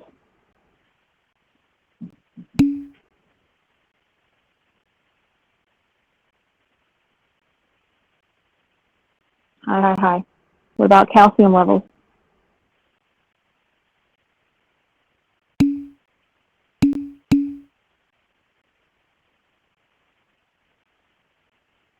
Yes, they're low. Okay. So they have a serum amylase done. Lipase, urinary amylase.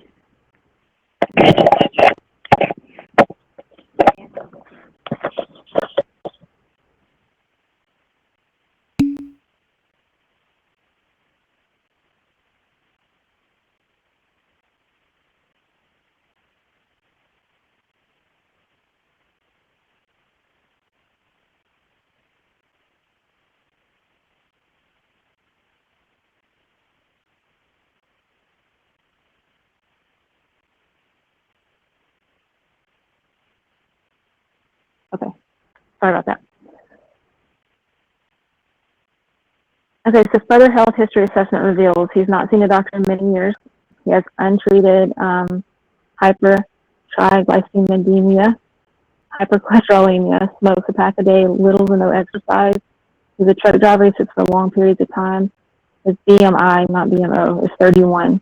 which puts them in the overweight category.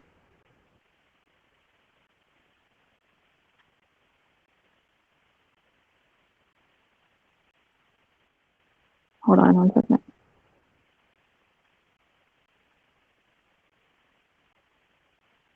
Oh, I went too far, sorry. Okay, if one has a CT scan which is negative, he's scheduled for the same day procedures unit for an ERCP. So what is this ERCP? It's an endoscopic retrograde choanal pancreal graft. So it's ERCP. So what does it look for?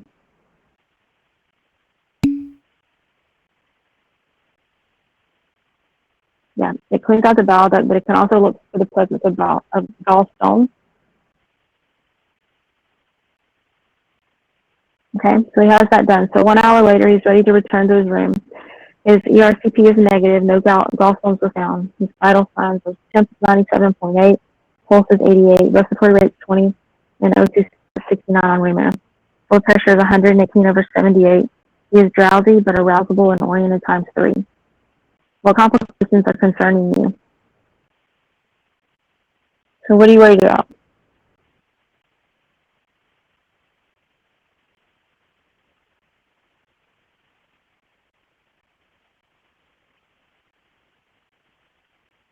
So your pancreatic pseudocyst and abscess.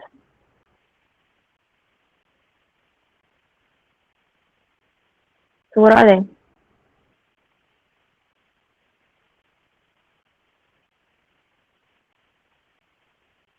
So pseudocyst or an abscess, it's a cavity that surrounds the pancreas, and then it fills with this necrotic product or actually like fluid secretions.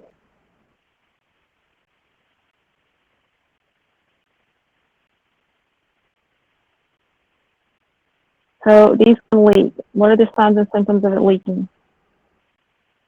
It causes irritation and inflammation in those adjacent tissues, but what are some signs and symptoms of it leaking? Pain, yeah. So abdominal pain.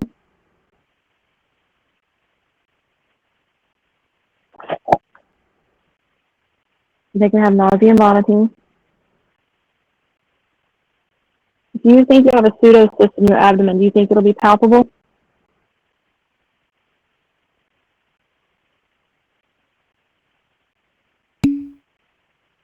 Yes, you'll have this palpable epigastric mass, but you have to be careful palpating it because you don't want it to rupture. They'll have this persistently high amylase level, have leukocytosis, and they'll have fever. Now, these can resolve, or in cases they do rupture, and when they rupture, it'll cause peritonitis because of the necrotic fluids and products inside. These can be seen on abdominal CT scan.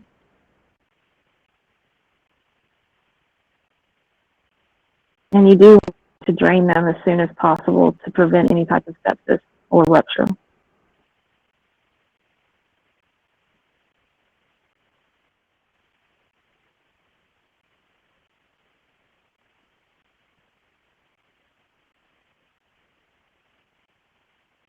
So acute pancreatitis is a medical emergency. It can be life-threatening. And the complications systemically, so pulmonary.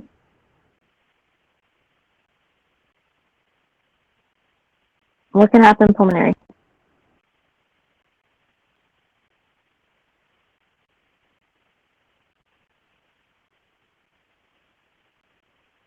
They can have atelectasis from not wanting to take a deep breath and expand because of the pain. They can have pleural effusions. They can get pneumonia. These can also be caused by enzymes causing the inflammation. These patients can also end up developing ARDS.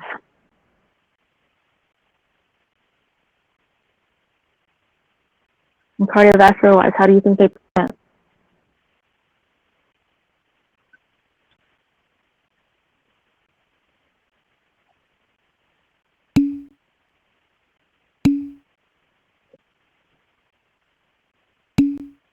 Which part do you need me to repeat, Catherine?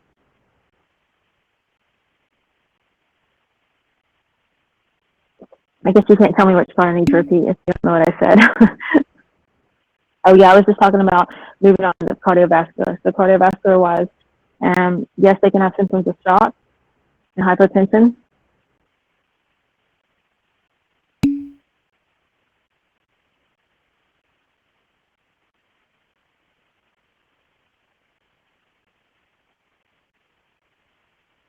In neuro, we talked about their lab values and their electrolytes, and there's an electrolyte that was low, calcium. How can that affect you neuro?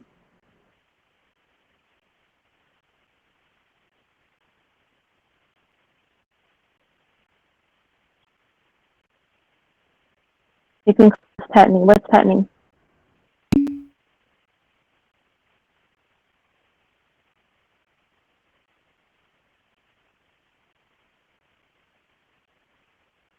Come on, what's tetany?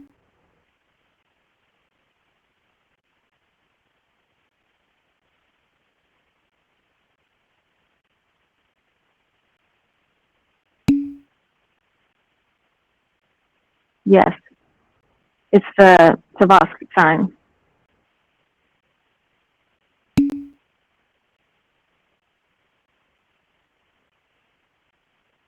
It's close enough. I knew what you meant.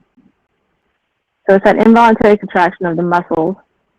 It's basically the muscle cells and the nerves in them that are, no, not V-fib, that are in them that are contracting and causing irritation. Calcium and potassium can cause EKG changes. Think of them as your like they're your charged electrolytes. So nursing interventions. So reduction of pancreatic secretions. How are you going to do this? So this is how you help with acute pancreatitis. So you've got to get rid of those extra secretions.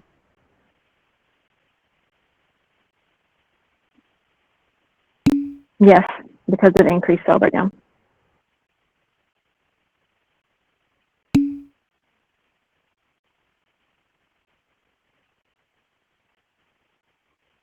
Yes, so you're going to get rid of some of these secretions. So getting rid of secretions is going to help with pain. So you're going to administer H2 blockers, proton pump inhibitors, anticholinergics, antacids if needed. Those type of things are going to help with the secretions. You're obviously going to have NPO, and you're going to want to put down an NG tube disfunction. Why are you going to want this dissection? What does the suction help?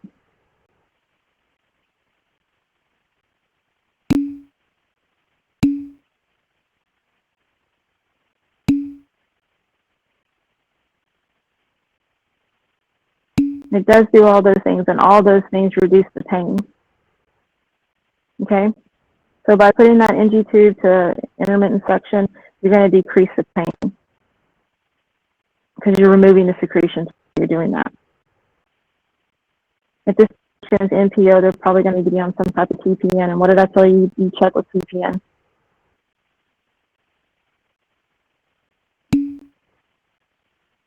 Glucose, that's right.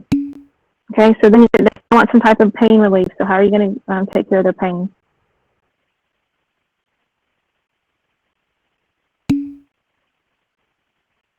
Medication.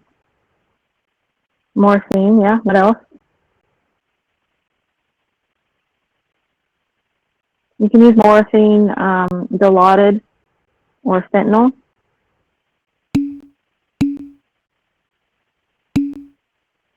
And then helping that patient get into that sideline position with their legs drawn into their chest. It's going to help with their pain.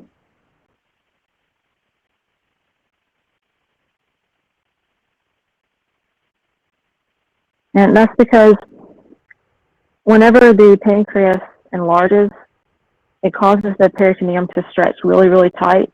And that's a lot of the pain. So they want to crunch over or bend over or lean forward to help reduce that pain. If you see them walking in, they'll be walking kind of month over. So with pain relief, if you're giving these patients with IV morphine, Dilaudid, and fentanyl, what do you need to be worried about?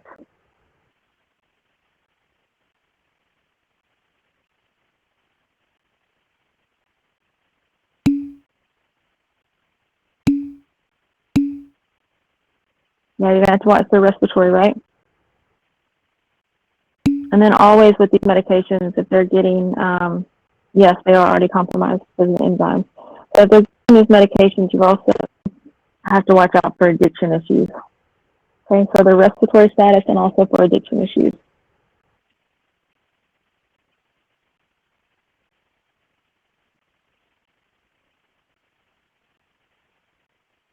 You can also give these antispasmodic agents.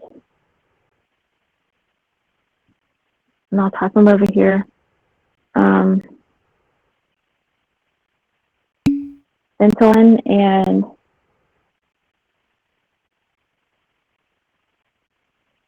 prevention. They're antispasmodics. They help with the spasming of the pancreas. And then always removing that cause, the precipitating cause, and preventing the reoccurrence. So what are some things we talked about that are some precipitating causes? You know, alcohol is one. It's fatty food. But what else?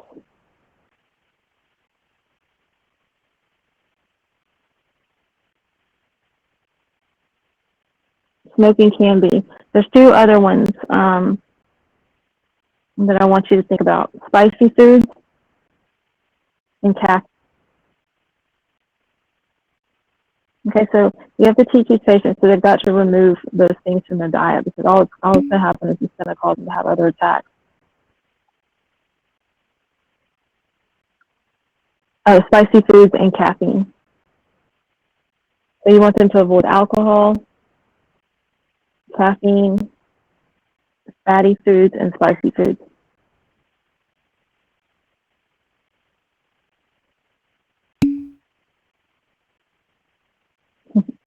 Okay, so normal fluid and electrolyte balance. You're going to monitor for the neuromuscular manifestations of hypocalcemia, which we talked about, the tetany. What are some other things that hypocalcemia will cause?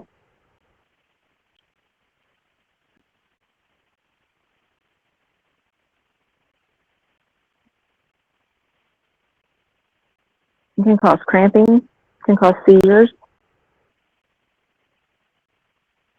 it can cause altered deep tendon reflexes and spasms.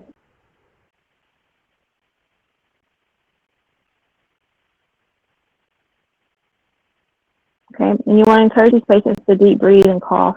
Use that incentive spirometer.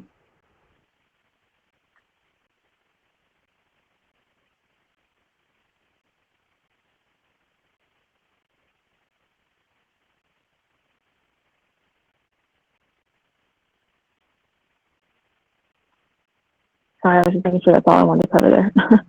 So prior to discharge, what teaching does Mr. Lund require? So his home care and health promotion, what does he need to know?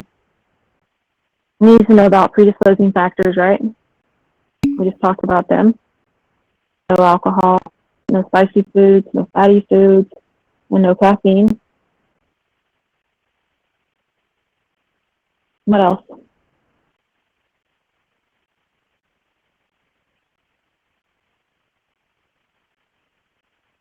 What about dietary teaching? What kind of diet does he need?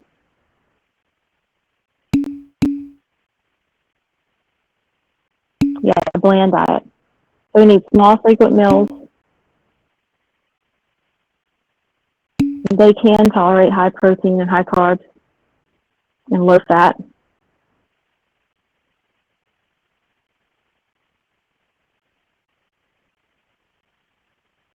You need to supplement them with fat-soluble vitamins.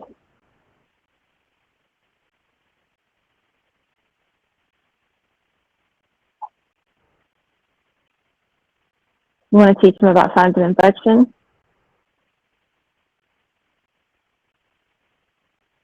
Someone said it over in the chat side, when to call, or Rebecca did, when to call the primary care provider or when to go to emergency room. this isn't something these patients write out at home. When they start having an acute pancreatitis attack, they have to go to the hospital. It's the level of pain that they're in, and they need that level of care. They don't just stay at home and try to work through it. So how does Mr. Malone know if it's becoming chronic?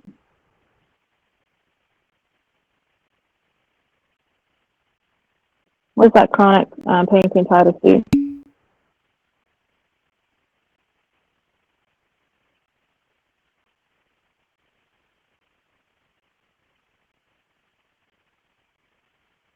Yes, Jessica, but it's that progressive and destructiveness of the disease process, and those things cause those permanent changes and those permanent dysfunction.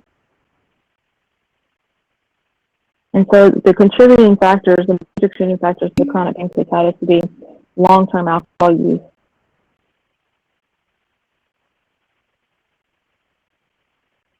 chronic renal failure, smoking,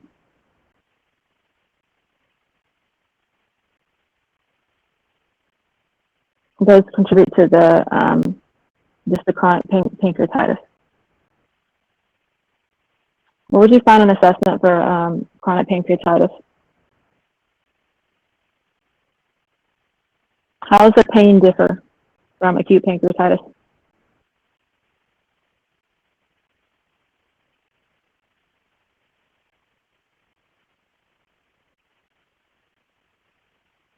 Chronic pancreatitis pain is it's more of a continuous. It's a continuous, like burning, gnawing, abdominal pain.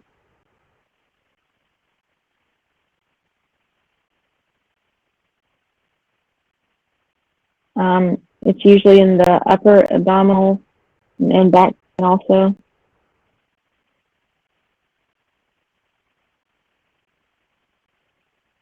Yes, they do have those closed stools and diarrhea, and they'll develop ascites also. Their urine dark from the jaundice.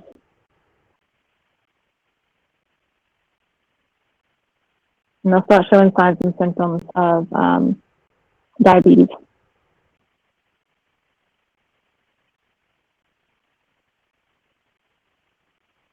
Your nursing interventions for chronic pancreatitis, they're basically the same as acute, except for these, positioning is going to be big with them because it's a constant pain all the time. So sitting them up or leaning them forward a little bit will help them with their pain and their lung expansion. So will semi-Fowler's position.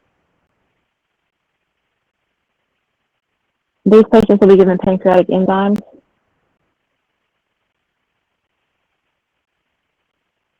So pancreatase and pancreatin, and they're given with meals or snacks.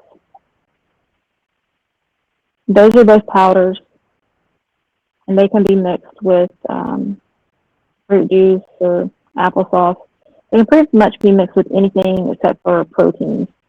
So they shouldn't be mixed with any type of protein. And then you're going to want to monitor the patient's stool, the number of stool and the consistency to determine if this enzyme replacement is effective.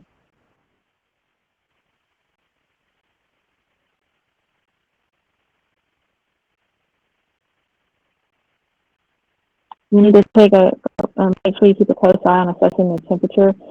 They're very much prone to infection.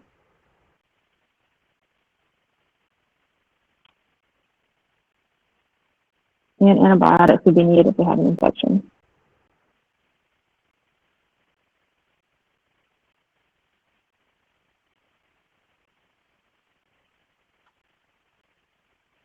Make sure I cover everything I want to cover here.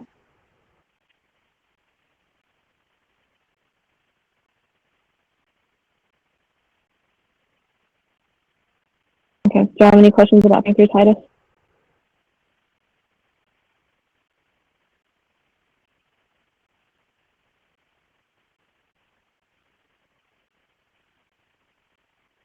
Okay, let's go to failure to thrive. And if y'all tried to read on failure to thrive, there's not much on failure to thrive.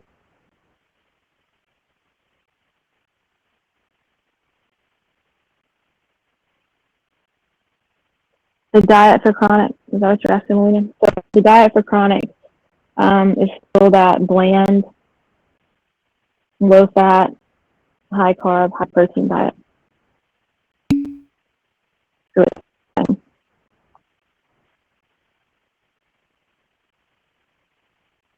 okay, it's just starvation / failure to thrive. It's failure to thrive in your book, and there's not very much on it.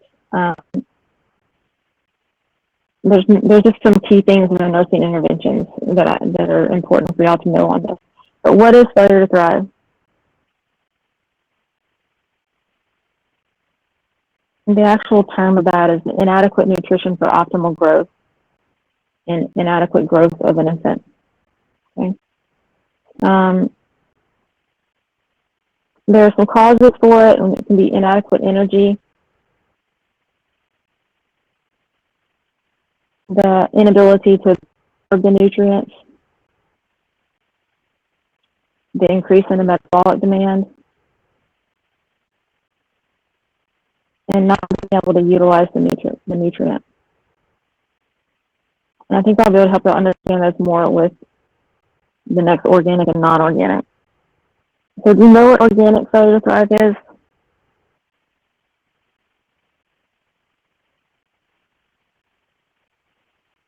So organic failure to thrive would be associated with like a chronic disease process or a disability. So something that affects their ability to suck, swallow, and breathe correctly, cardiac defects, respiratory issues, cleft lip, cleft palate, those types of things. They're conditions that would affect the absorption or digestion.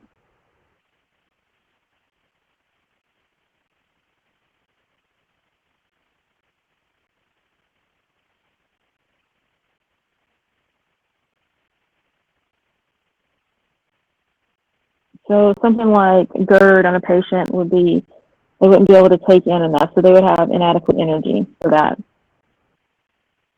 And chronic diarrhea, they would have the absorption issue. Cerebral palsy would be the increased metabolic demands. And chromosome abnormalities would be decrease in nutrient utilization. So that's any physical thing. Organic is any physical thing that, anything in their body, in them, that keeps them being able to use their nutrients appropriately and grow.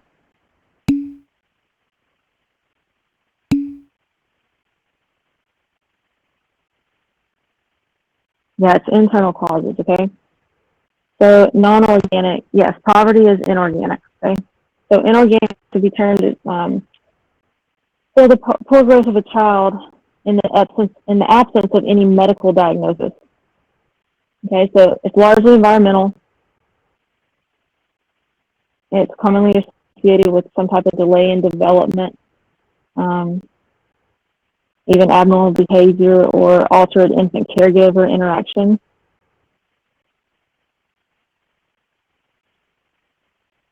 Sometimes babies, infants, especially NICU kids, if they have a bad choking episode, it scares them, believe it or not, even at that age, and they'll refuse to eat if they don't want it to happen again. And I'm talking about like a severe choking episode.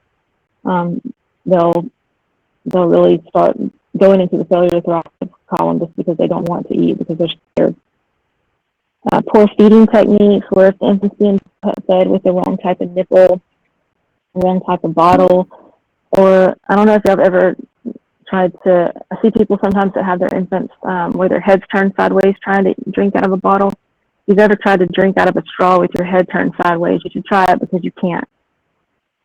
You can't swallow, and so they don't know that, and they can't reposition themselves to be able to fix it. So that would be an example of a poor feeding technique, or force feeding. If the infant doesn't want the bottle in their mouth and they're pulling away and you're continuing to try to make them. But poverty, Jessica, is the single greatest risk factor for failure to thrive. Yeah, and they usually do have to have some type of intervention. It's most often, especially inorganic, it's most often multifactorial, where it's psychosocial, environmental, and some of the biological a little bit. So assessment findings, yes, abuse and neglect or inorganic.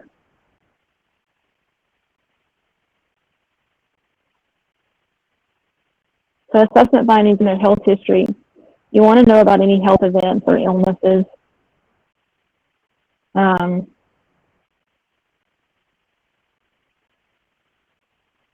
Any medications or surgeries, procedures, treatments, anything like that. You just want to have a good history of that.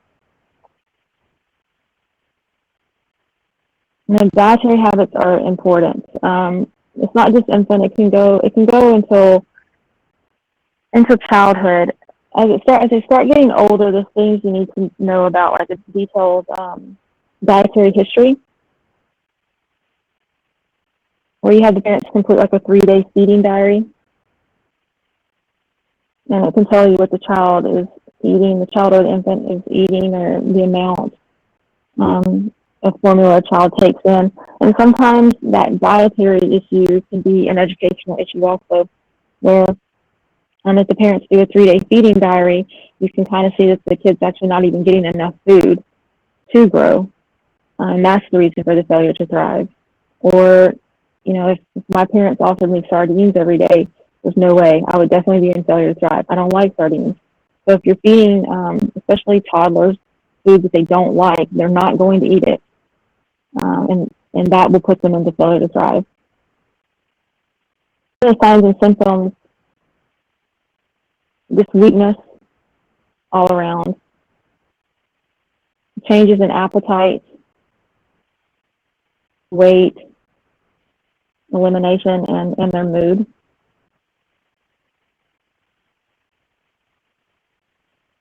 You can see role relationship difficulties. So whenever, I see this a lot in the NICU, you assess a parent whenever they are feeding their child. So the parent-child interaction and the parent's ability to be able to respond and read that child's cues. And cues, I mean, especially with an infant and bottle feeding, you don't want them to have an aversion. So whenever they're, especially a NICU baby, whenever they're done eating, you don't continue to force them. And a lot of that do come from the NICU just because they've been intubated for so long and they just have an oral aversion in the first place. Also, we talked about over that delayed development or that altered infant caregiver reaction. And the kids whose parents aren't, I don't know how to say it right, they aren't engaged with their kids even at a young age, and they don't acknowledge them. They do have a hard time eating. They don't know whether what they're doing is good or bad. And even an infant will be in that situation where you think about a loving mom looking down at their baby taking a bottle and making that eye contact with them and talking to them. There are people that can't do that for whatever reason, and it's just a process. They hold the baby far away from them. They put the bottle in the mouth. It's just a task to be done. So that can cause an issue with their feeding also. Their motor skills, as they get older, like I talked about the oral aversion, if they've ever had any tubes or anything like that in their mouth. Also their motor coordination and their ability to suck. If you have a baby who has a clogged nose, whether it's from nasal congestion or whatever, they're obligatory nasal breathers. They don't know to breathe out of their mouth yet. So when they suck, swallow, and breathe, they have to do it in a pattern while they're trying to feed. And they can't breathe through their nose, so they pull away from the bottle, and they don't want to eat. So those patients, those babies, they have a high risk of becoming dehydrated very fast whenever they have any type of nasal stuffiness or cold. And then that can also lead to failure to thrive just because it becomes a non-eating situation. I don't know if any of y'all have ever been sick enough to not eat for a few days with the flu or something like that. But once you go a few days without food, you don't really have that hunger anymore. And they lose that too. And they don't know any different because they're just little people, okay? So that underweight child, the kid with pale, dry skin, that pale, dry skin, the dry skin is from dehydration. The paleness is from poor nutrition. Their vital signs are decreased, their reflexes are decreased, their muscle mass is decreased, they have mental confusion. A lot of times that's a glucose issue with their mental confusion. They have all these little bony, prominent structures that are sticking out, and they have depression. So the complications for failure to thrive, they're definitely an increased risk for growth deficiency and short stature. They're at an increased risk for childhood diseases. They can be at risk for heart disease later on. It's very important that they receive the proper nutrition. It's critical within the first 2 years of life. It's critical for brain growth and development. So undernutrition during this critical time can cause some delays developmentally in their brain growth and their functionability. It even affects all the way down to their neurons in their brain.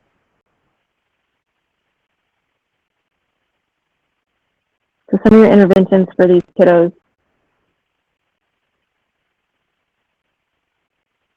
you want to maintain, especially for inorganic failure to thrive, you want to maintain a consistent, structured environment so that the kids feel safe and safe enough to eat. So that sensory stimulation that I was talking about, so cuddling the child, talking to them in a warm, just kind of soothing way, or appropriate play for the child's age. I can tell y'all that I've enjoyed teaching your class in this voice, and you probably believe me. But if I'm like, I enjoyed teaching your class, you probably don't believe me, right? So same thing with the child. If you're talking to a baby that way, even if you're saying something that's really nice, but you're talking in that harsh, deep voice, they're going to pull away from that, and that's a negative sensory stimulation for them. You want to make sure that you're maintaining adequate nutrition and fluid intake. These children need to be fed very carefully and slowly in a quiet environment. It may be unnecessary to feed these children every 2 to 3 hours initially. Not the food.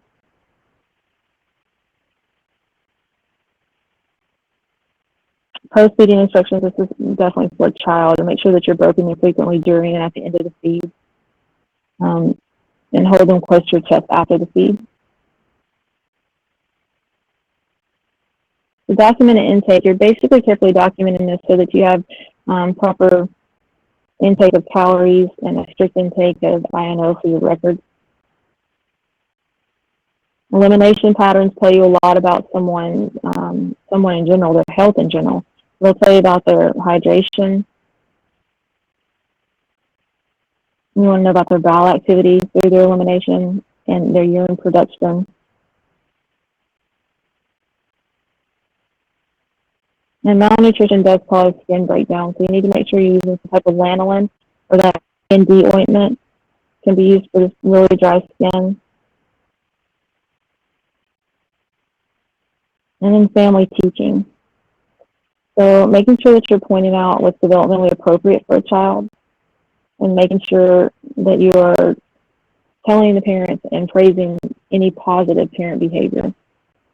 And I know that sounds crazy, but when you're dealing, in some cases, you're dealing with a parent who doesn't know how to be a parent. And so they do need that positive praise and that, behavior. Back on intake, these infants will also need a multivitamin. So these multivitamins, they come in liquid form when they're young, and they do not taste good. So it's kind of hard for them to get down to that negative, want the stuff that's, even if you mix it with milk, it makes it quite bitter. So, but they do need a multivitamin supplement.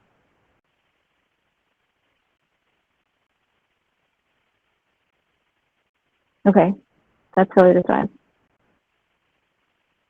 Questions?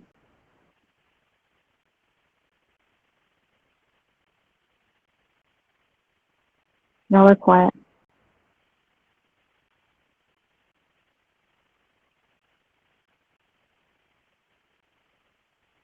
You ready for Addison's? Poverty is the greatest risk factor for failure to thrive. usually poverty resources, right, as far as food, but also it can be an educational issue with the parent. I did transport for a little over 10 years, critical care transport, where we'd fly and get these sick kids. And we went and picked up a kid from East Texas that was having seizures, and it was a baby. I think the baby was around 9 months old. It was a young mom, young, I mean like 16, and she was there in the ER by herself. And we went to pick this kid up, seizing, to have the mom sign the consent papers. And I saw this bottle sitting on the counter in this ER room, and it had some brown to it. And I asked her, you have to be very careful because people will shut down because they think you're judging them. So I asked her, hey, like what's in the bottle? What are you feeding? She said, well, I didn't have enough formula, so she mixed half formula, and then she put, and I'm not kidding her, I'm not even making this up, she crumbled up some regular potato chips, and then she put a little bit of like a carbonated beverage in it and fed it to the child. Why do you think the child was seizing?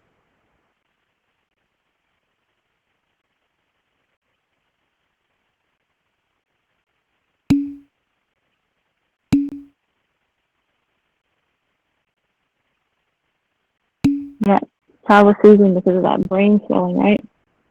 The high sodium. So that was an educational issue for for discharge of the hospital. Should have identified whether she had a support system, and she should have had some type of resources outside. She should have, if she couldn't afford the formula, she should have been set up with the WIC program. So that's why discharge is also very important with these patients. Some of this stuff can be taught. Okay, y'all ready to do Addison's and questions? I'm probably tired of listening to me talk. Okay, what's Addison's disease?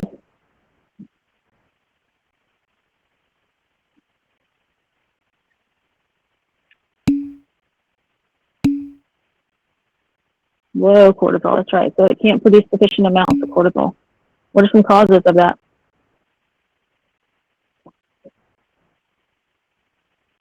Well, it can cause you to not produce enough cortisol. Yeah, it can be autoimmune. There are sometimes it's idiopathic where no one knows why. Cancers can do it. Some pharmacological therapies can do it. Tuberculosis is one of them. Withdrawal from long-term use of corticosteroids. Okay, good. So how does this clinically manifest? What do they look like?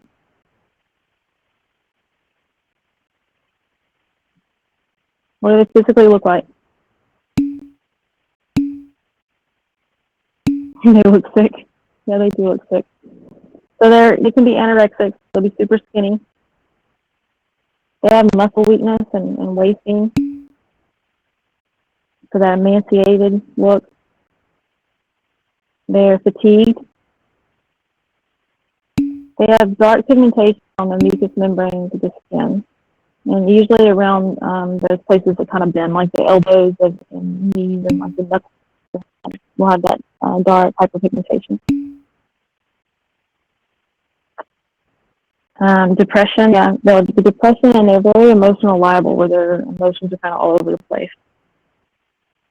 They'll have high serum potassium levels, low sodium and low glucose, and they're usually hypotensive.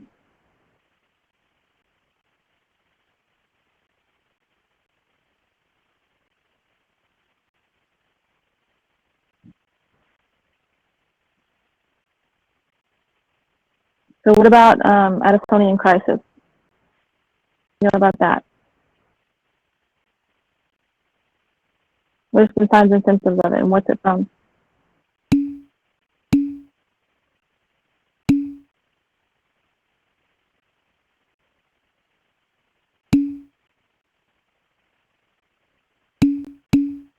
Yeah, the signs and symptoms of shock. So we'll have that hypotension, that cyanosis, the fever, nausea. You can complain of a headache, abdominal pain also. They'll definitely show signs of that confusion and just restlessness. Some things that can bring this on are the overexertion and cold exposure to cold. They're fighting an infection. If they've had any type of decrease in salt intake.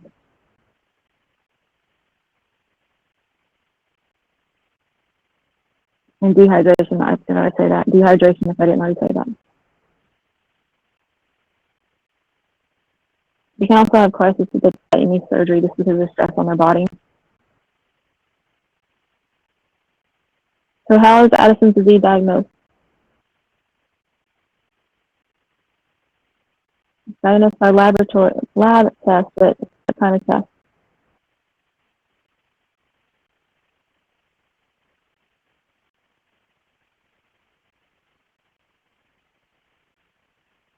So an early morning cortisol serum test, a plasma ACTH, which is adrenocorticotropic hormone,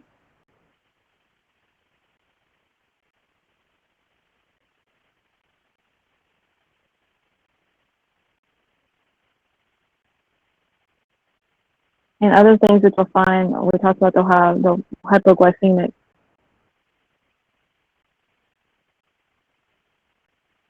They can be hyperkalemic, so high potassium and low sodium also.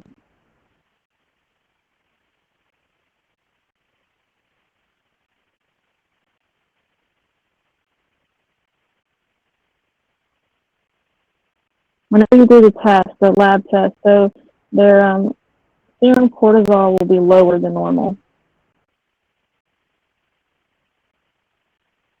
And so are the ACTH.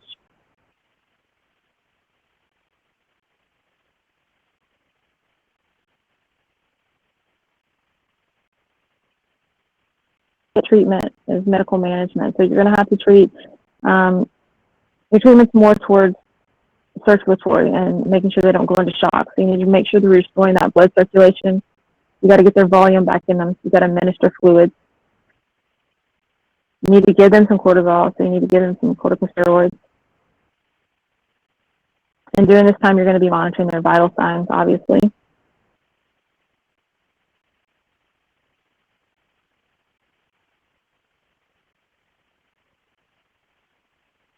They can be given antibiotics if they have an infection, if it's caused the adrenal crisis to go.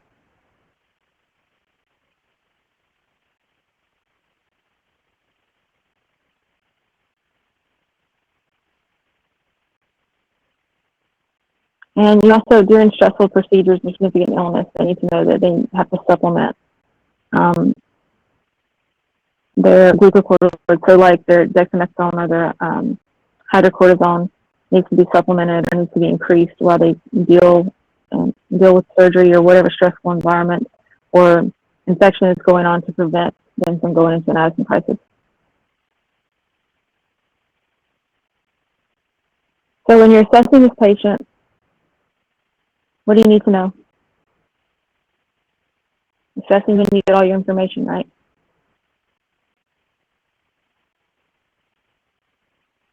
You need to know their blood pressure and their pulse rate, and you need to know if they have changes between standing, sitting, and laying down, because that can show you that there's inadequate volume. So that can point to dehydration.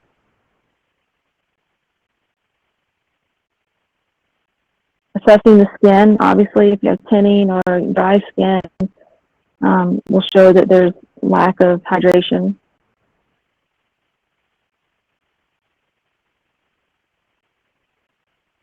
Assess for any change in weight, muscle weakness, fatigue, illness, or any type of stress that could precipitate an acute crisis.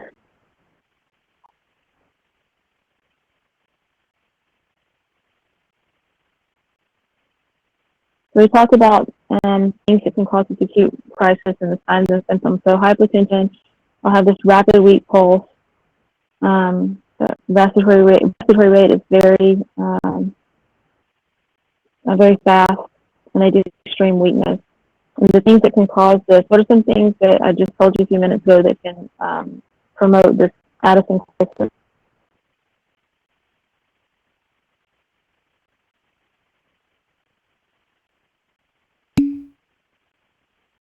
Infection, yes. Infection, stress, overexertion, cold, yeah, and emotional distress. Okay? So when these patients are in a status of crisis, they need immediate treatment. They need to be in IV administration of fluids and glucose and electrolytes, especially sodium. And then you also need to be replacing that missing hormone.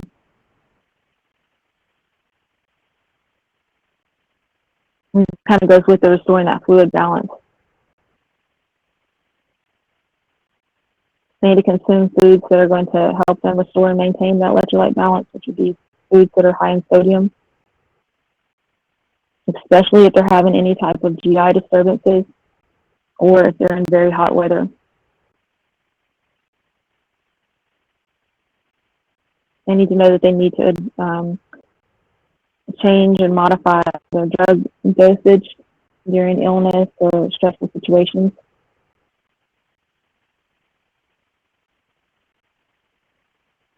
Their activity intolerance, you need to be able to cluster their care, allow them for time to rest,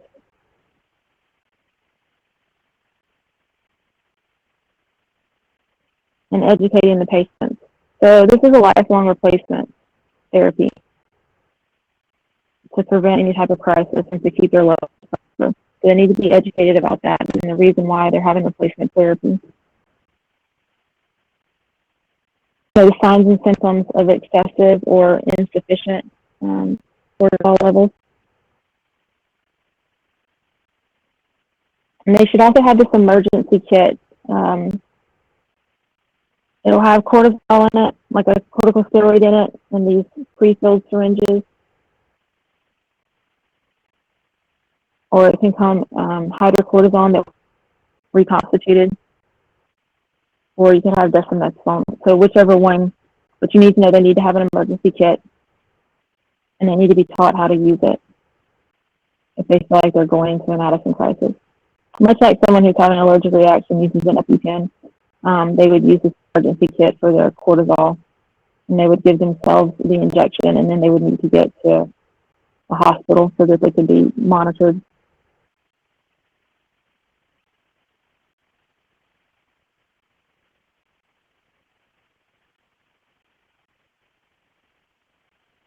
So how do you diagnose this? What did I tell you the diagnosis findings were?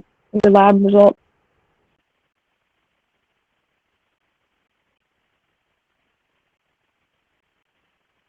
Those two tests.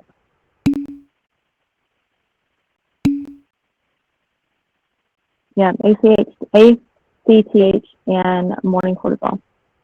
Right, and they'll both be low.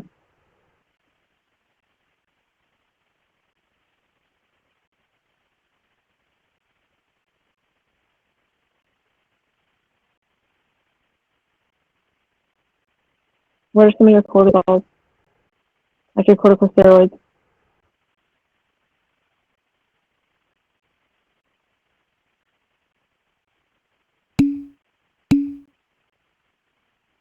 Yes, prednisone, hydrocortisone, that's right.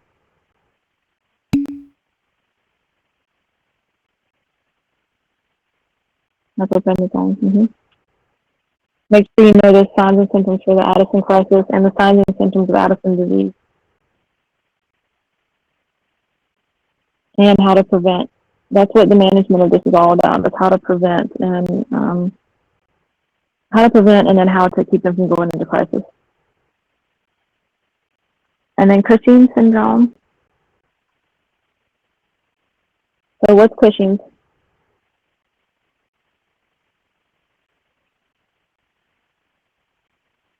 So it's the opposite, right? It's the increased exposure to excessive cortisol, right?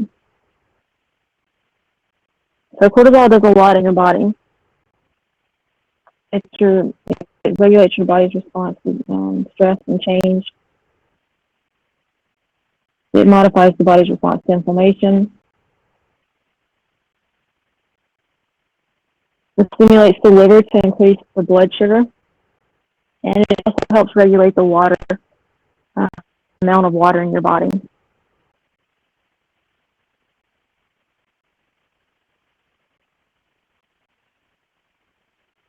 And so the clinical manifestations, what does this poor person look like? It doesn't look so good, does he? So they have that central type obesity, that buffalo hump in the back of the neck. They have relatively thin extremities and a heavy trunk area. The skin can be bruised. It's usually really thin and fragile, easy to damage or traumatize. These patients have weakness. Their sleep is disturbed because they don't have that normal cortisol secretion. They have a lot of muscle wasting, and they also have osteoporosis.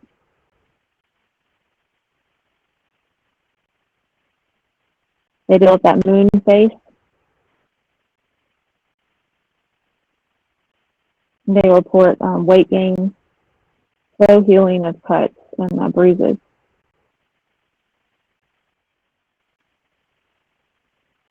So how is it diagnosed?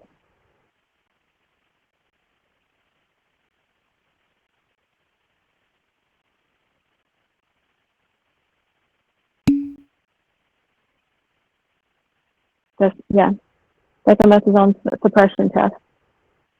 So you need a serum cortisol, a urinary cortisol, and that low dose dexamethasone suppression test. The urinary cortisol is a 24-hour collection. So you have to have 2 of these 3 come back as abnormal for you to be diagnosed with Cushing syndrome. The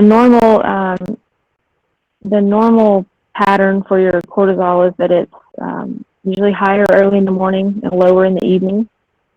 And the patients with Cushing syndrome don't have that. It's high all the time. Your urinary cortisol test, it is a 24-hour urine collection. It needs to be stored in the refrigerator.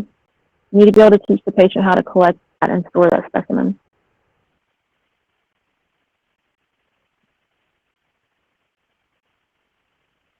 And a dexamethasone suppression test,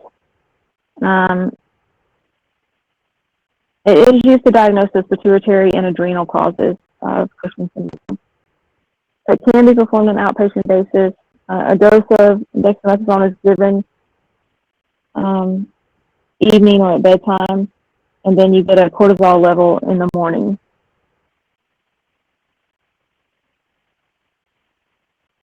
So depending on what that level is in the morning will indicate whether or not they have Cushing. So a suppression of the cortisol, if the cortisol is less than 5, it indicates that the body was able to function properly. And there are a lot of things that can falsely elevate a cortisol level. So stress, depression, obesity,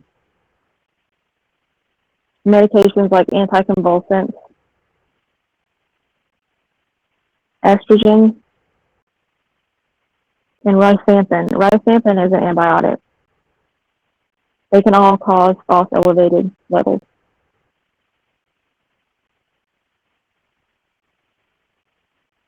So the medical management, if it's caused by any type of tumor,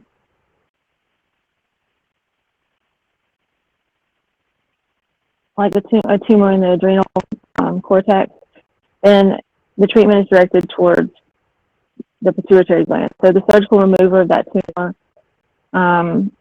or radiation would be used.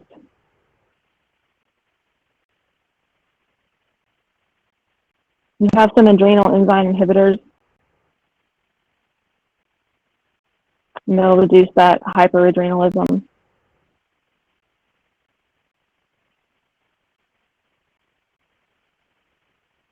Aminoglycoside is one of them. Metapan is another one. And ketazole, I'll write them over here for you.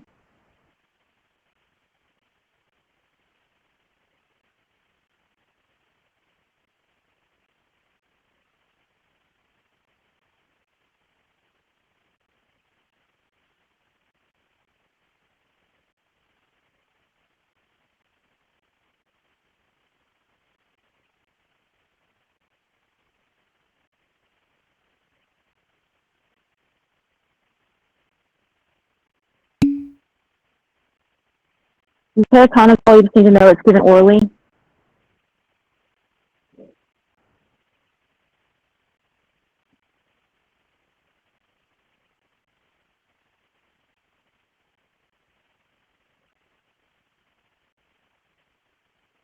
And your interventions. You need to decrease the risk of injury. So you need to make sure that you're preventing those falls and fractures due to them being weak. You want to minimize that muscle wasting so they're not prone to injury. So it's foods high in protein and calcium and vitamin D is going to help with that. It'll also help with osteoporosis. Decrease the risk of infection. So the patient should know the unnecessary exposures that they don't need to be around. And the nurse needs to watch for those cell signs. So the anti-inflammatory reaction can be masked because of corticosteroids. So you need to be able to watch for the signs of an infection and just remember that anti-inflammatory response is masked.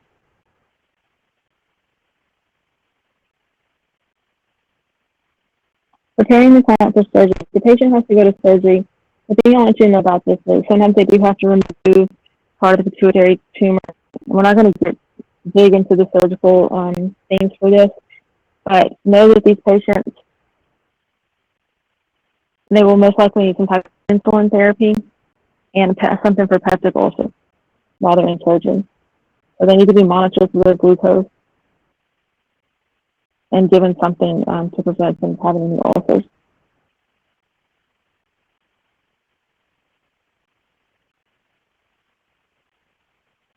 Encouraging rest and activity. We talked a little bit about this a minute ago. So these patients do have a lot of fatigue. We do want to encourage them to have,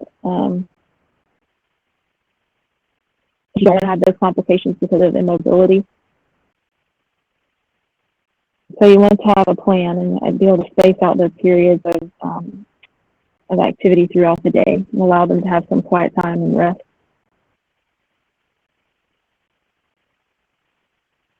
Skin integrity we talked about because their skin is so thin, so you're going to avoid any type of adhesive tape that can irritate or tear that skin and tissue.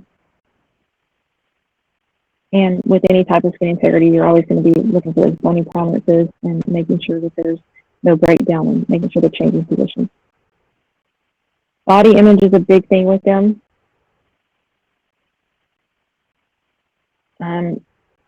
The patients can really be helped by discussing the changes and the effects that they've had on their body and their relationship with others.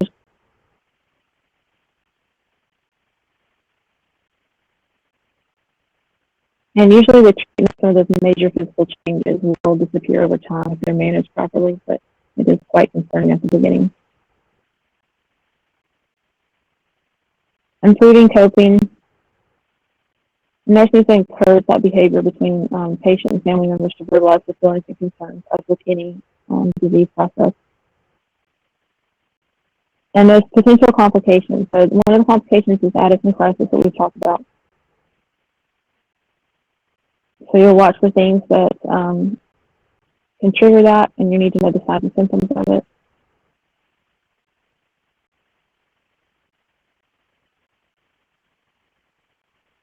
And educating the patient. You need to teach the patient that if they stop their medications, that those underlying symptoms will come back, especially if they're stopped abruptly.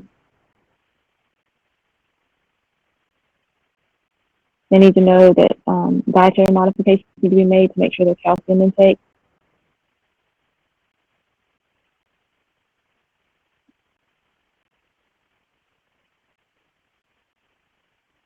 They need to know to monitor their blood pressure, glucose, and weight.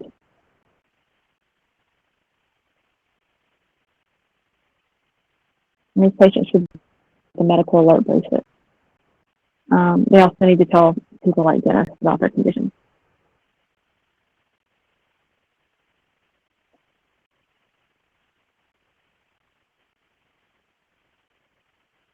So your nursing interventions on both Addison and Cushing's are really where your focus needs to be on this.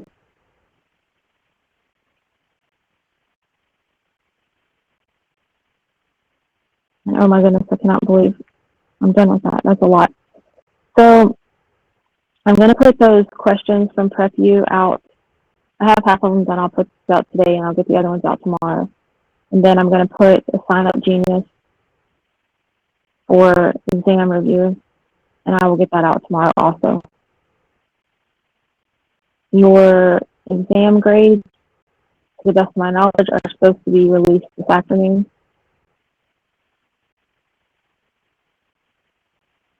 And I think that's all for me. What is my homework? And you're raising the bar.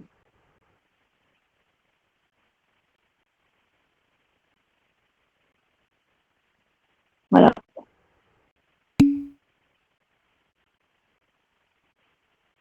Review and raising the bar.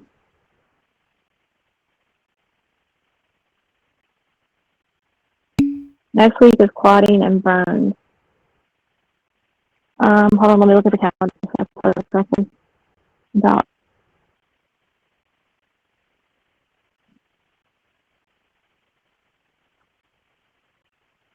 testing remediation is due to 6, which is Thursday. No, Friday. Sorry, it's Friday.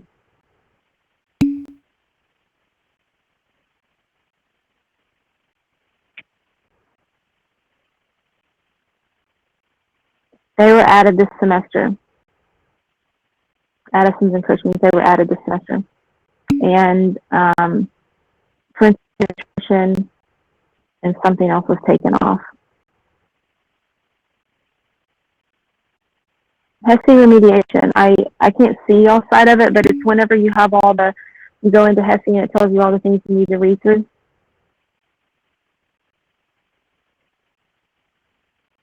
To show that it's done, and y'all send like a screenshot.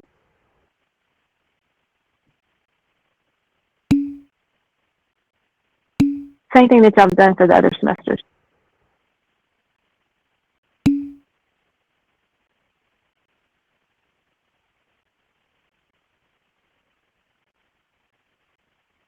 Yes, I think everybody has to do it.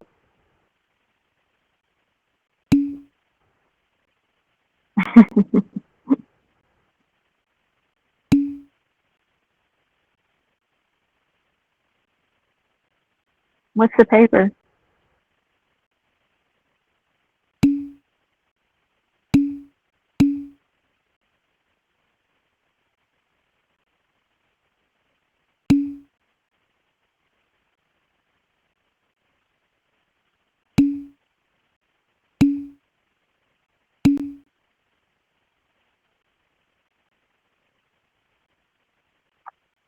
I kick myself for saying this, but I can move your HESI remediation to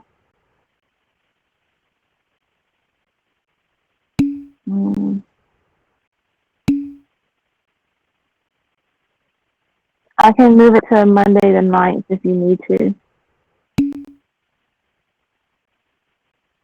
No, I don't think it takes very long. Yeah, the remediation.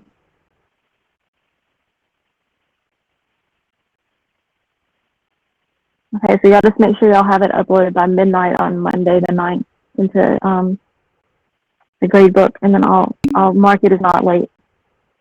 Yeah, uploaded. That works?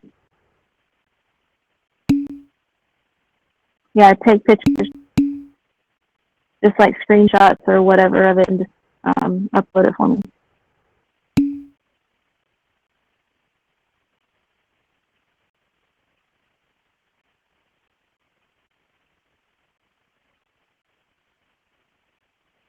Anything else?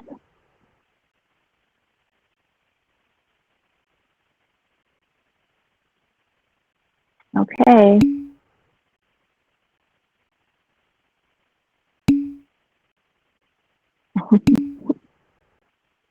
Can someone help Wilena? All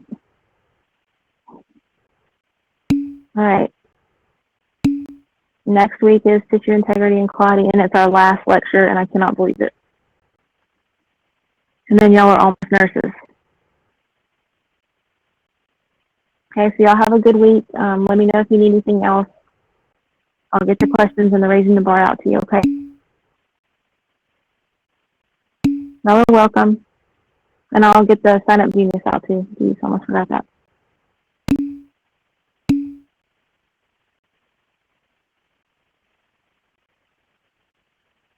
Okay, thank y'all. Yeah, sign up genius for both exams at the same time.